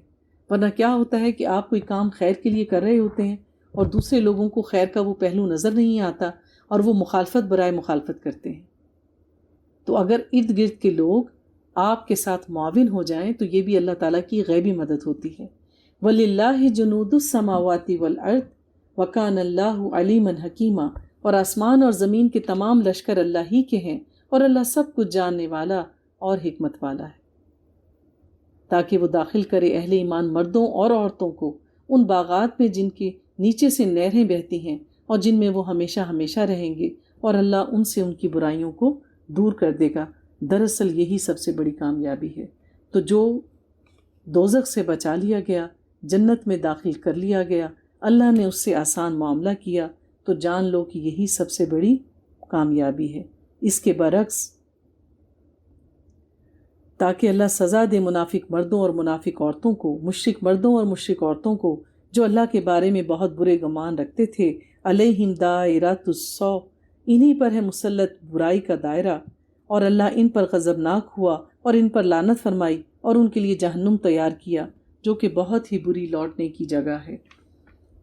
اللہ تعالیٰ آیت نمبر 18 میں فرماتے ہیں، لَقَدْ رَضِيَ اللَّهُ عَنِ الْمُؤْمِنِينَ إِذْ يُبَايِعُونَكَ تَحْتَ الشَّجَرَةِ فَعَلِمَ مَا فِي قُلُوبِهِمْ، اللہ راضی ہو گیا اہل ایمان سے جبکہ وہ آپ سے بیعت کر رہے تھے درخت کے نیچے، تو اللہ کے علم میں تھا جو کچھ ان کے دلوں میں تھا۔ فَأَنزَلَ السَّكِينَةَ عَلَيْهِمْ وَأَصَابَهُمْ فَتْحًا قَرِيبًا، تو اللہ نے ان پر سکینت نازل کر دی اور انہیں بدلے میں ایک قریبی فتح بخشی۔ تو پھر فتح خیبر، جب آپ حدیبیہ سے صلح کر آئے تھے، اس کے تھوڑے ہی عرصے کے بعد فتح خیبر ہوا، اللہ تعالیٰ نے اس کی بھی خوشخبری سنائی۔ پھر اللہ تعالیٰ نے اور بہت سے اموال غنیمت جو آپ حاصل کریں گے، یعنی آنے والی جو یوں کہہ لیں کہ مستقبل قریب میں جو اللہ تعالیٰ کی طرف سے ملنے والی کامیابیاں تھیں مسلمانوں کو، اللہ تعالیٰ نے وحی کے ذریعے سے ان کی خوشخبریاں پہلے سے ہی سنا دیں۔ جیسے فرشتے آئے تھے نا حضرت ابراہیم علیہ السلام کو حضرت اسحاق علیہ السلام کی پیدا ہونے کی خوشخبری دینے، جب وہ لوط علیہ السلام کی قوم کے پاس جا رہے تھے، تو انہوں نے صرف اسحاق علیہ السلام کی خوشخبری نہیں دی تھی، اس کے بعد یعقوب علیہ السلام کی بھی خوشخبری ان کو دی تھی کہ آپ کے ایک بیٹا ہوگا اسحاق، اور پھر اس سے ایک اور بیٹا ہوگا یعقوب، اور آنے والی نسلوں میں اللہ تعالیٰ آپ کے انبیاء کے سلسلے کو جاری رکھے گا۔ تو فوراً اللہ تعالیٰ نے آپ کو فتح خیبر نصیب کی، آپ کو اللہ تعالیٰ نے اس کے بعد مکہ کے فتح ہونے کی بھی خوشخبری سنائی۔ وَلِتَكُونَ آیَاتٍ لِّلْمُؤْمِنِينَ وَيَهْدِيَكُمْ صِرَاطًا مُسْتَقِيمًا، تاکہ یہ اہل ایمان کے لیے ایک نشانی بن جائے اور وہ تمہاری رہنمائی فرمائے سیدھے راستے کی طرف۔ تو فوراً سے ایک فتح دے دی تاکہ ان کے دل جم جائیں کہ جو اللہ نے ایک بڑی فتح کی ہمیں خوشخبری سنائی ہے، یقیناً وہ بھی ہمیں ملنے ہی والی ہے۔ وَأُخْرَى لَمْ تَقْدِرُوا عَلَيْهَا قَدْ أَحَاطَ اللَّهُ بِهَا، اور کچھ فتوحات اور بھی ہیں جن پر ابھی تمہیں قدرت حاصل نہیں ہوئی، اللہ ان کا بھی احاطہ کیے ہوئے کہ اے محمد یہ ہم خوشخبریاں سنا رہے ہیں، اس سے بھی بڑھ کر اور فتوحات تمہیں ملیں گی، اللہ جانتا ہے لیکن ابھی ان کی تمہیں خبر نہیں ہے۔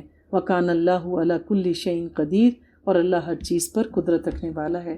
اور حضرت عمر رضی اللہ تعالیٰ عنہ کے دور اقتدار میں، آپ کی خلافت میں 10 سال کے عرصے میں اسلام اتنی تیزی سے پھیلا کہ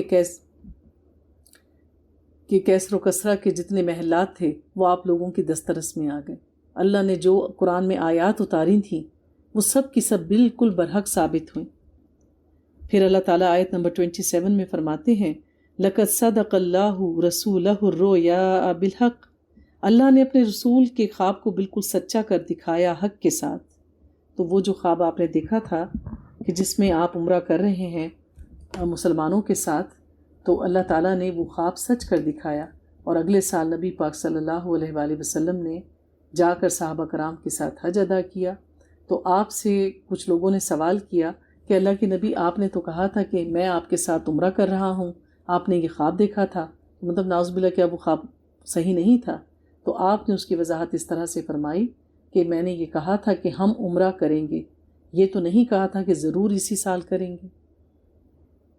لَتَدْخُلُنَّ الْمَسْجِدَ الْحَرَامَ إِنْ شَاءَ اللَّهُ آمِنِينَ، اے مسلمانوں تم لازماً داخل ہوگے مسجد حرام میں انشاءاللہ پورے امن کے ساتھ، اپنے سروں کو مڑواتے ہوئے اور بالوں کو ترشواتے ہوئے، اور تمہیں اس وقت کوئی بھی اندیشہ نہیں ہوگا۔ تو بتا دیا گیا کہ تم ضرور جاؤ گے، نبی کا خواب سچا تھا، تو ضروری نہیں ہے کہ ساری خواب کی باتیں اسی وقت پوری ہوں۔ اللہ جانتا ہے جو تم نہیں جانتے، تو اس کے علاوہ اس نے تمہارے لیے ایک قریب کی فتح بھی رکھی ہے۔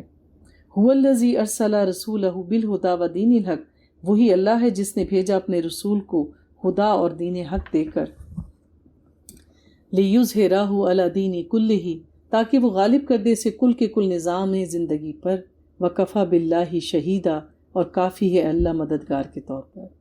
تو کیا نبی پاک صلی اللہ علیہ وآلہ وسلم جب اس دنیا سے گئے تو اللہ کا دین کیا ساری دنیا پہ چھا چکا تھا؟ نہیں نا۔ کیا فرمایا جا رہا ہے؟ لِيُظْهِرَهُ عَلَى دِينِ كُلِّهِ، تاکہ وہ غالب کر دے اسے کل کے کل نظام پر۔ ہم نبی پاک صلی اللہ علیہ وآلہ وسلم کی امتی ہیں، ان کے چھوڑے ہوئے مشن کی تکمیل ہمارے ذمے ہے، تاکہ ہم اس کو دنیا کے کونے کونے تک پہنچا دیں۔ محمد رسول اللہ، محمد صلی اللہ علیہ وآلہ وسلم اللہ کے رسول ہیں۔ والذین معہ اشداء علی الکفار ورحماء بینہم، اور جو لوگ ان کے ساتھ ہیں وہ کافر ان کے سامنے ہوں تو ان پر بہت بھاری ہیں، اور جب آپس کا معاملہ ہو تو وہ آپس میں بہت رحم دل ہیں۔ نبی پاک کو بھی یہی کہا گیا تھا کہ اپنے کندھے اپنے ساتھیوں کے سامنے جھکا کر رکھیں، ان کے ساتھ ہمیشہ درگزر کا معاملہ کریں، ان کے ساتھ مہربان ہوں۔ ہاں اگر آپ کا مقابلہ دشمن قوم کے ساتھ ہے، منکر قوم کے ساتھ ہے، تو پھر ان کے ساتھ سختی سے نپٹیں۔ ہاں لیکن اگر کسی مسلمان کے ساتھ آپ معاملہ کر رہے ہیں تو کوشش کریں کہ اس کی غلطیوں اور خطاؤں کو درگزر کریں، کیونکہ ان کا حق آپ پر زیادہ ہے۔ اسی طرح نبی پاک صلی اللہ علیہ وآلہ وسلم کا فرمان ہے، یعنی حدیث سے ہمیں یہ بات واضح ہوتی ہے، من اطاعنی فقد اطاع اللہ، جس نے میری اطاعت کی اس نے اللہ کی اطاعت کی، ومن عصانی فقد عصی اللہ، اور جس نے میری نافرمانی کی تو جان لو اس نے اللہ کی نافرمانی کی، ومن اطاع امیری، تو جس نے میرے مقرر کردہ امیر کی اطاعت کی، فقد اطاعنی، تو اس نے میری ہی اطاعت کی، ومن عصا امیری فقد عصانی، تو جس نے میرے مقرر کردہ امیر کی نافرمانی کی تو اس نے میری نافرمانی۔ تو کیا نبی پاک صلی اللہ علیہ وآلہ وسلم کی اطاعت اللہ ہی کی اطاعت ہے۔ اسی طرح سے جس نے نبی پاک صلی اللہ علیہ وآلہ وسلم ظاہر مختلف علاقوں میں اپنے امیر بنا کر بھیجتے تھے، تو آپ نے کیا کہا؟ جس نے میری امیر کی اطاعت کی تو سوچو اس نے میری ہی اطاعت کی۔ ایک بار نبی پاک صلی اللہ علیہ وآلہ وسلم نے حضرت معاذ بن جبل کو یمن کی طرف بھیجا امیر بنا کر، تو ان سے پوچھا کہ تم اس علاقے میں احکامات جو نافذ کرو گے اس کی بنیاد کسے بناؤ گے؟ تو انہوں نے جواب دیا کہ اللہ کی کتاب کو۔ تو آپ نے فرمایا کہ اگر تم اس میں کوئی بات نہ پاؤ تو پھر؟ تو انہوں نے کہا کہ پھر میں سنت کو۔ پھر فرمایا کہ اگر سنت میں کوئی مثال نہ پاؤ تو آپ نے کہا کہ میں اجتہاد کروں گا۔ تو آپ نے ان کے سینے پر ہاتھ رکھ کر فرمایا اللہ کا شکر ہے جس نے رسول اللہ کے قاصد کو ایسی توفیق بخشی۔ تو کیا ہے؟ سب سے پہلے اللہ کی کتاب، وہاں سے کوئی دلیل نہیں مل رہی تو نبی پاک صلی اللہ علیہ وسلم کی سنت، ان کی حدیث، وہاں سے کوئی بات نہیں مل رہی تو پھر کیا ہے؟ اجتہاد کریں۔ یہ ہے طریقہ۔ پھر فرمایا سیماہم فی وجوہہم من اثر السجود، ان کی پہچان ان کے چہروں پر ظاہر ہے سجدوں کے اثرات سے۔ اب کچھ لوگ یہ سمجھتے ہیں کہ جو مرد حضرات کی پیشانی پر کالا نشان پڑ جاتا ہے سجدوں کی وجہ سے، یہ اس کی بات ہو رہی ہے۔ اب عورتیں بھی نمازی ہوتی ہیں، ان کی پیشانی پہ تو اللہ نے ایسا نشان نہیں ڈالا۔ تو یہاں بات کیا ہو رہی ہے؟ اس سے مراد یہ ہے کہ جو لوگ اللہ کی عبادت کرتے ہیں، کثرت سے سجود اور قیام کرتے ہیں، زیادہ تر وقت قرآن کے ساتھ گزارتے ہیں، تو اللہ تعالیٰ ان کے چہرے میں، ان کی ذات میں اپنا نور داخل کر دیتا ہے۔ ان کی کیفیت، ان کی گفتگو، ان کے اعمال بتا رہے ہوتے۔ اثر السجود، سجدوں کے اثرات ان کے چہرے اور معاملات میں نظر آتے ہیں۔ ذالک مثلہم فی التوراۃ، یہ ہے ان کی مثال تورات میں۔ اور پھر انجیل میں ان کی مثال ایسے ہے جیسے ایک کھیتی ہو جس نے نکالی اپنی کوپل، پھر اس کو تقویت دی، پھر وہ سخت ہوئی، پھر وہ اپنے تنے پر کھڑی ہو گئی۔ یجیب الزراع، یہ کاشتکار کو بڑی بھلی لگتی ہے۔ کتنی خوبصورت مثال دی ہے نبی پاک صلی اللہ علیہ وآلہ وسلم کے لیے کہ مسلمانوں کی جو امت ہے اس کی مثال ایسے ہے کہ جیسے کسی کسان نے ایک بیج بویا اور اس میں سے ایک کوپل نکلی، پھر وہ کوپل مضبوط ہوئی، پھر وہ اپنے ایک تنے پہ کھڑی ہو گئی۔ اللہ کا دین آیا، نبی مبعوث ہوئے، انہوں نے دین کا پیغام پہنچایا اور اللہ کے دین میں لوگ داخل ہوئے۔ پھر ایک وہ فصل تیار ہو گئی، وہ ایک کوپل تھی، مسلمان مٹھی بھر تھے، پھر کیا ہوا؟ وہ کونپل اللہ نے اس کو تقویت دی، مسلمانوں کی قوت میں اضافہ کیا، وہ ایک تناور درخت بن گیا، وہ ایک پوری امت بن گئی۔ کیا کہا پھر؟ یجیب الزراع، عجبہ کا لفظ پسند آنے کو کہتے ہیں عربی زبان میں، تو وہ کاشتکار کو بھلی لگتی ہے۔ تو نبی پاک صلی اللہ علیہ وآلہ وسلم کی طرف اشارہ ہے کہ ایک وہ دور تھا کہ مسلمان کھلم کھلا نماز نہیں پڑھا کرتے تھے۔ آج مسلمانوں کو فتوحات نصیب ہو رہی ہیں اور اسلام کو پھلتا پھولتا دیکھ کے اللہ کے نبی بڑے خوش ہوتے ہیں۔ تو جو لوگ دین پڑھا رہے ہوتے ہیں، پڑھ رہے ہوتے ہیں، ایک شخص بھی دین کی طرف آ جائے تو ان کی خوشی دیدنی ہوتی ہے کہ ہماری محنت وصول ہو گئی۔ وعد اللہ الذین آمنوا وعملوا الصالحات منہم مغفرۃ واجرا عظیما، اللہ نے وعدہ کیا ہے ان لوگوں سے جو ان میں سے ایمان لائے اور انہوں نے نیک اعمال کیے کہ اللہ ان کو بخش دے گا اور اجر عظیم سے بھی نوازے گا۔ سورۃ الحجرات، بسم اللہ الرحمن الرحیم۔ یا ایہا الذین آمنوا لا تقدموا بین یدی اللہ ورسولہ واتقوا اللہ ان اللہ سمیع علیم۔ اے اہل ایمان، مت آگے بڑھو اللہ اور اس کے رسول سے، اور اللہ کا تقوی اختیار کرو، یقیناً اللہ سب کچھ سننے والا اور سب کچھ جاننے والا ہے۔ ہر صورت اللہ اور اس کے نبی کی اطاعت کرنی ہے، اللہ کے رسول کی بات سے آگے اپنی کوئی بات نہیں کرنی، قرآن کا حکم اور پھر جو اللہ کے نبی ارشاد فرما دیں۔ نبی پاک صلی اللہ علیہ وآلہ وسلم نے فرمایا، یقیناً مومن کی مثال اور ایمان کی مثال اس گھوڑے کی سی ہے جو اپنے کھونٹے کے ساتھ بندھا ہوا ہو، وہ گھومنے پھرنے کے بعد پھر اپنے کھونٹے پر واپس لوٹ آتا ہے۔ یعنی مومن تو وہی ہے جو اللہ اور اس کے رسول پر ایمان رکھتا ہے اور ان کے احکامات کو مانتا ہے۔ وہ دنیا میں رہتا ہے، اپنا دنیاوی معاملات نپٹاتا ہے، لیکن وہ اللہ کے بنائے ہوئے دائرے سے باہر نہیں نکلتا، اللہ کی شریعت کے احکامات کی پاسداری کرتا ہے، اسی میں رہتے ہوئے اپنی زندگی گزارتا ہے۔ یا ایہا الذین آمنوا لا ترفعوا اصواتکم فوق صوت النبی، اے اہل ایمان اپنی آواز کبھی بلند نہ کرنا نبی کی آواز پر، اور نہ انہیں اس طرح آواز دینا جس طرح تم آپس میں ایک دوسرے کو آواز دیتے ہو، اگر تم نے ایسا کیا تو تمہارے اعمال ضائع ہو جائیں گے اور تمہیں اس کی خبر بھی نہیں ہوگی۔ تو یہ مومنین کو خبردار کیا جا رہا ہے کہ نبی پاک کی آواز سے اونچی آواز نہ کرو، جب نبی کوئی فیصلہ کر دیں تو اس پر سمعنا و اطعنا کرو۔ اسی طرح سے جب کوئی دوست آپس میں ایک دوسرے کو پکارتے ہیں تو وہ پکار اور طرح کی ہوتی ہے،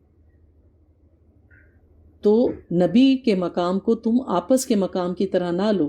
ہاں وہ تمہارے درمیان رہتے تھے، اب اللہ نے ان کو چن لیا، وہ تمہارے نبی ہیں، ان کے اور تمہارے مقام میں فرق ہے، لہٰذا ان کو ان کی شان کے مطابق مخاطب کرو۔ ایسا نہ ہو کہ تمہاری کوتاہیوں سے تمہارے اعمال ضائع ہو جائیں۔ ان الذین یغضون اصواتہم عند رسول اللہ، بے شک وہ لوگ جو اپنی آوازوں کو پست رکھتے ہیں اللہ کے رسول کے سامنے، یہی لوگ ہیں جن کے دلوں کو اللہ نے جانچ پرکھ کر چن لیا تقوی کے لیے۔ لہم مغفرۃ واجر عظیم، ان کے لیے مغفرت بھی ہے اور بہت اجر عظیم بھی۔ تو صحابہ کرام جب نبی پاک صلی اللہ علیہ وآلہ وسلم ان کو وحی پڑھ کر سنا رہے ہوتے، واعظ و نصیحت کر رہے ہوتے، تو صحابہ کرام بیان فرماتے ہیں ہم اس طرح سے ہوتے تھے، ہمیں لگتا تھا کہ ہمارے سر پر پرندے بیٹھے ہیں، اگر ہم نے اپنے سر کو جنبش دی تو وہ پرندے اڑ جائیں گے۔ اس طرح ساکت ہو کر، اس طرح متوجہ ہو کر آپ کی بات سنتے تھے، تو کیوں نہیں اللہ تعالیٰ ان کو جنت کی خوشخبریاں دیں گے؟ کیوں نصیحت ان کو کی جا رہی ہے؟ ان الذین ینادونک من وراء الحجرات، اسی پر اس کا نام رکھا گیا ہے۔ اکثرہم لا یعقلون، بے شک وہ لوگ جو آپ کو پکارتے ہیں حجروں کے پیچھے سے، ان میں سے اکثر لوگ وہ ہیں جو عقل نہیں رکھتے۔ کیونکہ کئی بار ایسا ہوا کہ عربی بدو آتے تھے اور آپ کے گھر کے باہر یعنی حجرے کے باہر کھڑے ہو کر آوازیں دیتے، یا محمد اخرج علینا، اے محمد گھر کے باہر تشریف لاؤ ہمارے پاس۔ تو آواز دینے کا یہ انداز ہرگز بہتر نہیں تھا، اور یہ کسی کو بلانے کا بہتر طریقہ ہے بھی نہیں، تو اس لیے ان کو دو ٹوک طور پہ بتا دیا گیا۔ اور اگر وہ صبر کرتے ہیں یہاں تک کہ خود آپ نکل کر آ جائیں ان کے پاس، تو یہ ان کے حق میں بہتر ہوتا ہے۔ یعنی آپ اگر اپنے معاملات ختم کر کے اپنے گھر تشریف لے کے جائیں تو لوگوں کے لیے بہتر یہ ہے کہ وہ آپ کی واپسی کا انتظار کریں، یہ نہ کہ آپ کے حجرے کے باہر جا کر صدائیں لگانا شروع کر دیں بلند آواز میں. ان کو تنبیہ کی جا رہی ہے، طریقہ بتایا جا رہا ہے کہ نبی پاک صلی اللہ علیہ وآلہ وسلم کا کیا حق ہے. آیت نمبر 11 میں فرمایا یا ایھا الذین آمنوا لا یسخر قوم من قوم عسى ان یکونوا خیرا منہم. اے اہل ایمان، تم میں سے کوئی گروہ دوسرے گروہ کا مذاق نہ اڑائے، ہو سکتا ہے کہ وہ ان سے بہتر ہو. لوگوں کا پیٹھ پیچھے مذاق اڑانا، ان کے قد کاٹ، ان کے رنگ و روپ، ان کی آواز، ان پر بھپتیاں کسنا، کسی کا کوئی نام رکھ لینا، کوئی نک نیم بنا لینا، اس کی ہمارے دین میں گنجائش نہیں ہے. ولا نساء من النساء، اور نہ عورتیں ہی دوسری عورتوں کا مذاق اڑائیں، ہو سکتا ہے وہ ان سے بہتر ہو. بعض اوقات کسی کے چھوٹے قد کو نشانہ بنایا جا رہا ہوتا ہے، کسی کے رنگ کو، کسی کی ناک کو. یہ تو وہ ظاہری خد و خال ہیں جو تمہیں نظر آ رہے ہیں. آپ کو کیا معلوم کہ جس شخص کا آپ مذاق اڑا رہے ہیں اللہ کے نزدیک اس کا کتنا مقام ہے، وہ اللہ کو کتنا محبوب ہے. ہمیں حضرت بلال رضی اللہ تعالیٰ عنہ کی مثال نہیں ملتی؟ اللہ کے ہاں ان کا کس قدر بلند رتبہ ہے. نبی پاک نے کہا کہ جب میں معراج پہ گیا میں نے اپنے آگے قدموں کی آہٹ سنی، پتہ چلا کہ یہ تمہارے قدموں کی آہٹ ہے. ایسا وہ کون سا عمل ہے جو آپ کرتے ہو جو مجھے نہیں معلوم؟ کہ اللہ کے نبی میں تو کچھ ایسا کام نہیں کرتا. ہاں یہ ضرور ہے کہ باوضو رہتا ہوں، جب وضو کر کے آتا ہوں تازہ تو 2 نفل تحت المسجد کے وضو کے پڑھ لیا کرتا ہوں. تو کسی کو کیا پتا کہ اللہ کے ہاں کس کا کیا رتبہ ہے، اس لیے منع کیا جا رہا ہے. وَلَا تَلْمِزُوا أَنفُسَكُمْ، اور اپنے آپ کو عیب مت لگاؤ. اپنے آپ کو کوئی عیب لگاتا ہے؟ نہیں لگاتا نا. یہاں مثال دی جا رہی ہے کہ اگر تم اپنے بہن بھائیوں پہ عیب لگاؤ گے تو یہ ایسا ہی ہے جیسا تم خود پر عیب لگا رہے. کہ اگر آپ انگلی اٹھا کے کسی کی طرف اشارہ کرتے ہیں تو 3 انگلیوں کا رخ آپ کے اپنی طرف ہوتا ہے. وَلَا تَنَابَزُوا بِالْأَلْقَابِ، اور نہ آپس میں ایک دوسرے کو چڑھانے والے نام رکھا کرو. یعنی اگر کسی میں کوئی عیب ہے، کوئی بات ہے، تو آپ ایسا نام اس کا نہ رکھیں جس سے وہ چڑھ جائے. وَمَن لَّمْ يَتُبْ فَأُولَٰئِكَ هُمُ الظَّالِمُونَ، اور وہ جو باز نہیں آئیں گے تو وہی ظالم ہیں. اللہ نے بتا دیا کہ اللہ کے نزدیک کیا پسندیدہ ہے. اب اگر کوئی اس سے باز نہیں آئے گا تو پھر وہی لوگ ہیں جو اللہ کی طرف سے عذاب بھگتیں گے. یا ایھا الذین آمنوا اجتنبوا کثیرا من الظن ان بعض الظن اثم. اے اہل ایمان، زیادہ گمان کرنے سے بچو، بے شک بعض گمان تو گناہ ہوتے ہیں. تو بدگمانی نہیں کرنی چاہیے. ولا تجسسوا، اور ایک دوسرے کے حالات کی ٹو نہ لیا کرو.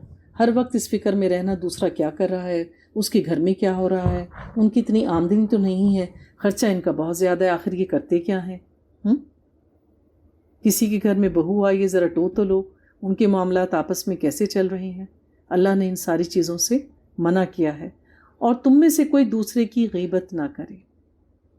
آیحب احدکم ان یأکل لحم اخیہ میتا فکرہتموہ، کیا تم میں سے کوئی شخص پسند کرے گا کہ اپنے مردہ بھائی کا گوشت کھائے؟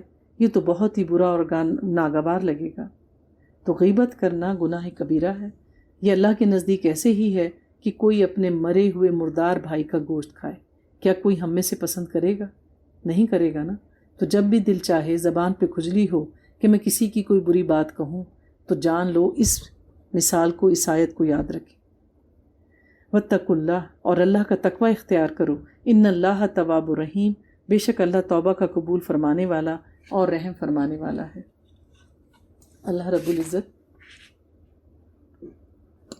فرماتے ہیں آیت نمبر 17، یمنون الیک ان اسلموا، اے نبی یہ لوگ آپ پر احسان کر رہے ہیں کہ وہ اسلام لے آئے. یعنی لوگ اسلام لا کر ایسے جتاتے تھے آپ پر کہ ہم مسلمان ہو کر آپ پر بہت بڑا احسان کر رہے ہیں. ان سے کہیے کہ مجھ پر اپنے اسلام کا احسان نہ دھرو. بل اللہ یمن علیکم، بلکہ اللہ نے تم پر احسان کیا ہے. ان ہداکم للایمان، کہ جس نے تمہیں ایمان کے رستے پر ڈال دیا. ان کنتم صادقین، اگر ہو تم سچے.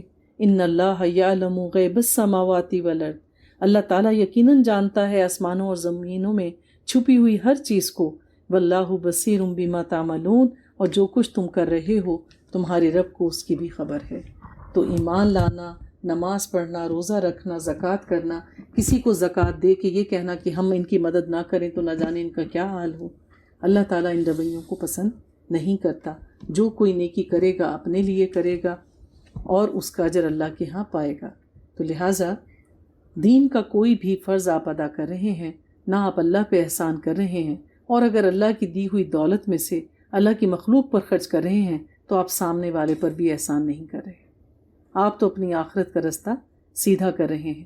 تو ہر نیکی چاہے وہ جانی ہو یا مالی، اس کو دوسروں پر احسان جتا کر ضائع نہیں کرنا چاہیے۔ بسم اللہ الرحمن الرحیم۔ سورہ قاف۔ قاف والقرآن المجید، قسم ہے عظیم الشان قرآن کی۔ بل عجبوا ان جاءہم منذر منہم، بلکہ انہیں بہت عجیب محسوس ہوا کہ ان کے پاس ایک خبردار کرنے والا آیا، ایسا شخص جو انہی میں سے تھا۔ فقال الکافرون ھذا شیء عجیب، تو کافروں نے کہا یہ تو بڑی عجیب بات ہو گئی، اور کیا جب ہم مر جائیں گے اور مٹی ہو جائیں گے زندہ کیے جائیں گے؟ کیسی باتیں کی جا رہی ہیں۔ ذالک رجع بعید، یہ لوٹایا جانا تو بہت دور کی بات ہے، یعنی کہ ہمارے تو دماغ میں یہ بات آتی ہی نہیں ہے۔ کس قسم کی یہ بات ہم سے کہی جا رہی ہے؟ قد علمنا ما تنقص الارض منہم، ہم خوب جانتے ہیں زمین ان میں سے کیا چیز کم کرتی ہے۔ یعنی ان کو یہ عجیب لگ رہا ہے کہ جب ہم بوسیدہ ہو جائیں گے، ہماری جسم کا گوشت کھال سب گل سڑ جائے گی، تو ہم کیسے اٹھائے جائیں گے؟ تو اللہ تعالیٰ ان کو کہتے ہیں ہمیں پتہ ہے کہ زمین میں دفن ہونے کے بعد تمہارے جسم میں سے کیا کیا چیز کم ہوتی ہے، کون سا عضو ہے جو سب سے پہلے ضائع ہوتا ہے، اور کس کس صورت اس کے ساتھ کیا کیا معاملہ پیش آتا ہے۔ وَعِنْدَنَا کِتَابٌ حفیظ، ہمارے پاس تو ایک محفوظ کتاب میں یہ سب کچھ لکھا ہوا ہے۔ تو اللہ تعالیٰ کو پتہ ہے۔ سورہ طٰہٰ میں اللہ تعالیٰ خود فرماتے ہیں مِنْہَا خَلَقْنَاكُمْ وَفِيهَا نُعِيدُكُمْ وَمِنْهَا نُخْرِجُكُمْ تَارَةً أُخْرَىٰ، کہ ہم قیامت کے دن اس مٹی میں سے تمہیں نکال کر لے آئیں گے۔ ہم نے تمہیں اسی مٹی سے ہی پیدا کیا تھا، اور ہم نے تمہارے تمام اجزاء کو اس مٹی میں ہی محفوظ کر رکھا ہے۔ بلکہ انہوں نے جھٹلا دیا حق کو جب وہ ان کے پاس آیا۔ فَهُمْ فِي أَمْرٍ مَرِيجٍ، سو اب وہ ایک بڑی الجھن میں مبتلا ہو گئے ہیں قرآن کے بارے میں کہ ہم اس کو مانیں یا نہ مانیں۔ یعنی انسان کو پتہ تو ہوتا ہے کہ میں کون سا عمل کروں گا تو وہ اللہ کی مرضی کے خلاف ہے، پر کیا ہوتا ہے نفس حاوی آ جاتا ہے، کیا کروں، پتہ ہے یہ معاملہ ہے یہ معاملہ ہے، پر مجبوری ہے، چاہے وہ اولاد پہ رکھی جائے، دنیا پہ رکھی جائے، آباء و اجداد پہ رکھی جائے، لیکن کرتا کیا ہے انسان؟ وہ اپنے نفس امارہ کی سنتا ہے۔ اور نفس امارہ کے بارے میں کیا ہے کہ نفس امارہ تو انسان کو برائی کی طرف ہی اکساتا ہے۔ آیت نمبر 16 میں وَلَقَدْ خَلَقْنَا الْإِنسَانَ وَنَعْلَمُ مَا تُوَسْوِسُ بِهِ نَفْسُهُ، اور ہم نے ہی انسان کو پیدا کیا اور ہم خوب جانتے ہیں جو اس کا نفس وسوسے میں ڈالتا ہے۔ تو اللہ تعالیٰ ہمارا خالق ہے، مالک ہے، مدبر ہے، وہ رب ہے، اس نے ہمیں پیدا کیا ہے، اسے پتہ ہے کہ انسان کس طرح سے شر میں مبتلا ہونے والا ہے، کیونکہ ہر انسان میں اللہ تعالیٰ نے خیر اور شر دونوں پہلو رکھے ہیں۔ وَنَحْنُ أَقْرَبُ عَلَيْهِ مِنْ حَبْلِ الْوَرِيدِ، اور ہم تو اس کی رگے جاں سے بھی زیادہ قریب ہیں۔ اللہ سب کچھ جانتا ہے۔ اللہ تعالیٰ قرآن میں کیا فرماتے ہیں؟ وَهُوَ مَعَكُمْ أَيْنَمَا كُنْتُمْ، تم جہاں کہیں بھی ہو تمہارا رب تمہارے ساتھ ہوتا ہے۔ تو اللہ تعالیٰ انسان کے ہر حال سے واقف ہے۔ ہم جانتے ہیں اللہ کیسے واقف ہے، اللہ کیسے ہمارے ساتھ ہوتا ہے، یہ اللہ جانتا ہے، کیونکہ ہم ان چیزوں میں زیادہ بحث نہیں کر سکتے۔ اللہ تعالیٰ کہتے ہیں میں رات کے آخری حصے میں آسمانی دنیا پر آتا ہوں، اب کیسے آتے ہیں اللہ ہم نہیں جانتے۔ اللہ تعالیٰ کہہ رہے ہیں میں تمہاری شاہ رگ سے زیادہ قریب ہوں، تو ایسا ہی ہوگا۔ اذا یتلقی المتلقیان عن الیمین وعن الشمال قعید، جا لیتے ہیں دو لینے والے جو دائیں اور بائیں طرف بیٹھے ہوتے ہیں، وہ کوئی لفظ بھی نہیں بولتا مگر اس کے پاس ایک مستعد نگران موجود ہوتا ہے۔ تو کیا ہے کہ ہر آن ہمارا ہر فعل جو ہے وہ ریکارڈ کیا جا رہا ہے۔ کرامن کاتبین ایک ایک چیز کو لکھ رہے ہیں لفظ بلفظ، حرف بحرف، نیتوں کے ساتھ۔ وجاءت سکرۃ الموت بالحق، اور بالآخر اس شخص کی موت آ جاتی ہے حق کے ساتھ۔ ذالک ما کنت منہ تحید، یہی ہے وہ ناچیز جس سے تو بھاگا کرتا تھا۔ تو سمجھتا تھا کہ بس دنیا میں ہی رہے گا، آ گئی وہ جس سے ڈرایا جاتا تھا۔ اور پھر سور میں نفخ پھونکا جائے گا، یہ ہے وعدے کا دن۔ وجاءت کل نفس معها سائق و شہید، اور ہر جان جان لے گی، اس کے ساتھ دو لوگ ہوں گے، ایک دھکیلنے والا اور ایک اس کا گواہ۔ کہا جاتا ہے کہ یہی کرامن کاتبین میں سے ایک اس کا نامہ اعمال اٹھائے ہوئے ہوگا اور ایک اس کو دھکیلتا ہوا لے کے جا رہا ہوگا۔ لقد كنت في غفلة من هذا، اللہ فرمائے گا اے انسان تو اس دن سے غفلت میں رہا تھا، تو آج ہم نے تیرا پردہ ہٹا دیا۔ اس کا ساتھی کہے گا یہ جو میری تحویل میں تھا حاضر ہے، جس کے ہاتھ میں رجسٹر ہوگا وہ پیش کر دے گا۔ اللہ فرمائے گا جھونک دو جہنم میں ہر طرف ناشکرے سرکش کو۔ مناعم للخیر معتد مریب، جو خیر سے روکنے والا اور حد سے بڑھنے والا اور شکوک و شبہات میں مبتلا رہنے والا تھا، جس نے اللہ کے ساتھ دوسروں کو الہہ بنا لیا، تو اس کو سخت ترین عذاب میں ڈال دو۔ اللہ تعالیٰ فوراً فیصلہ فرما دیں گے۔ اور پھر جہنم سے پوچھا جائے گا، آیت نمبر 30 میں، جس دن ہم پوچھیں گے جہنم سے کہ کیا تو بھر گئی؟ وَتَقُولُ هَمْ مِن مزید، وہ کہے گی کچھ اور بھی ہے، وہ بھی ڈال دو، ابھی تو مجھے بہت بھوک ہے، بہت پیاس ہے۔ آیت نمبر 33 میں اللہ فرماتے ہیں من خشی الرحمن بالغیب، جو ڈرتا رہا رحمان سے غیب میں ہونے کے باوجود، یعنی اللہ دکھائی نہیں دیتا پھر بھی اس سے ڈرتا رہے۔ وَجَاءَ بِقَلْبٍ مُنِیب، اور وہ لے آیا رجوع کرنے والا دل۔ تو جو لوگ اس دنیا میں ڈرتے رہیں گے وہی نجات پا جائیں گے، اور جو قلب سلیم کے ساتھ جائیں گے، یعنی انہوں نے اللہ کے ساتھ کوئی ملاوٹ نہیں کی، امانت کا حق ادا کیا، اپنی روح کو پاکیزہ رکھا، ان کے بارے میں کیا کہا جائے گا؟ داخل ہو جاؤ سلامتی کے ساتھ ہمیشہ رہنے والی جنت میں، اب تمہارا وہی ٹھکانہ ہے۔ اللہ رب العزت اپنے بندوں کو جنت میں داخل کر دیں گے، اور اس دن دودھ کا دودھ اور پانی کا پانی ہو جائے گا، یعنی ہر چیز کا واضح فیصلہ کر دیا جائے گا۔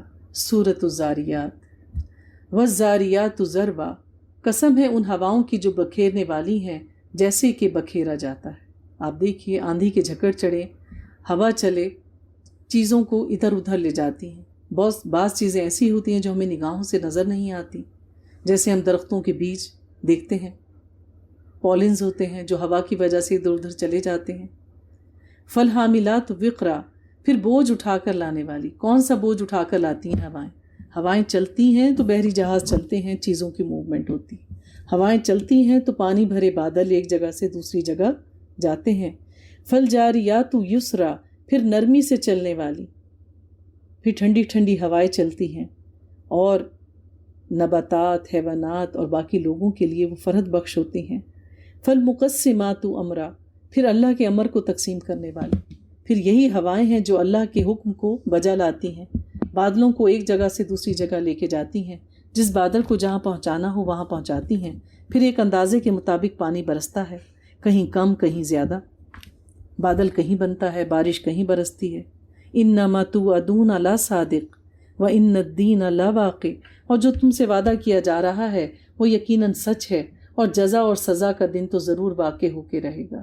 والسماء ذات الحبک، اور قسم ہے جالی دار آسمان کی، انکم لفی قول مختلف، یقیناً تم لوگ جھگڑے کی بات میں پڑ گئے تھے، اس سے وہی پھیرا جاتا ہے جو پھیر دیا گیا۔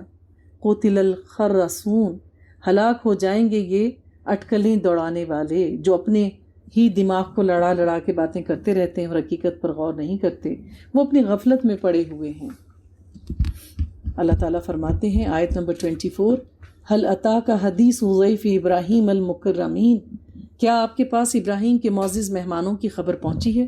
اب دوبارہ سے وہ واقعہ بیان کیا جا رہا ہے جب فرشتے ابراہیم علیہ السلام کے گھر آئے تھے۔ اذ دخلوا علیہ فقالوا السلاما، جب وہ اس کے ہاں داخل ہوئے تو انہوں نے سلام کیا، تو انہوں نے بھی سلام کے جواب میں سلام کہا۔ قوم منکرون، انہوں نے کہا یہ لوگ تو مجھے اجنبی لگتے ہیں، کیونکہ فرشتے انسانوں کے روپ میں آئے تھے، نوجوانوں کے روپ میں آئے تھے۔ پھر وہ چپکے سے اپنے گھر والوں کی طرف گیا اور ایک بھنا ہوا موٹا تازہ بچڑا لے کر آ گیا۔ فقرباہ علیہم، تو وہ بچڑا انہوں نے ان کی طرف بڑھایا کہ وہ کھائیں۔ قال الا تاکلون، اور کہا کہ آپ لوگ کیوں نہیں کھاتے؟ تو ان کے دل میں ایک اندیشہ محسوس ہوا کہ یہ لوگ میرے گھر کا کھانا نہیں کھا رہے، کہیں یہ میرے دشمن کی طرف سے تو نہیں آئے۔ قالوا لا تخف، انہوں نے کہا کہ آپ ڈرے نہیں۔ وبشروہ بغلام علیم، اور انہوں نے بشارت دی ایک صاحب علم بیٹے کی، کیا مراد تھی اسے؟ حضرت اسحاق علیہ السلام۔ فَأَقْبَلَتِ امْرَأَتُهُ فِي سَرَّةٍ فَسَكَّتْ، پھر اس کی بیوی سامنے آئی بڑھاتی ہوئی اور اپنا ماتھا پیٹ لیا اور کہنے لگی کہ میں تو بڑھیا ہوں بہت زیادہ اور بانجھ ہوں، کیا میں اس عمر میں ایک عورت بچے کو پیدا کروں گی؟ قَالُوا كَذَلِكَ قَالَ رَبُّكَ، انہوں نے کہا ایسا ہی فرمایا ہے آپ کے رب نے اور ایسا ہی ہو کر رہے گا، إِنَّهُ هُوَ الْحَكِيمُ الْعَلِيمُ، بے شک یقیناً اللہ تعالیٰ سب کچھ جاننے والا اور حکمت والا ہے۔ جو کچھ ہوتا ہے اللہ کے اذن سے ہوتا ہے، اور جس بات کا اللہ فیصلہ کر لے پھر اس کو روکنے والا کوئی نہیں۔ جو بات ہمیں یاد رکھنی ہے کہ ہر صورت ہم نے اللہ تعالیٰ کے احکامات کی پیروی کرنی ہے، نبی کی سنت کا اتباع کرنا ہے، اس کے دائرے سے باہر نہیں نکلنا، اپنے ایمان کی حفاظت کرنی ہے حد الامکان، نیکی کی توفیق مانگنی ہے اور اپنی نیکیوں کو جتا کر ضائع نہیں کرنا۔ اللہ تعالیٰ نے جتنے بھی وعدے قرآن میں کیے ہیں سب برحق ہیں، اس پر ایمان لائیں اور اللہ تعالیٰ کے احکامات پر عمل کریں۔ اللہ تعالیٰ ہم سب کو اس نعمت سے پوری طرح مستفید ہونے کی توفیق عطا فرمائے اور قلب سلیم کے ساتھ اس دنیا سے جانے کی توفیق عطا فرمائے۔ سبحانک اللہم نشہد ان لا الہ الا انت نستغفرک واتوب الیک۔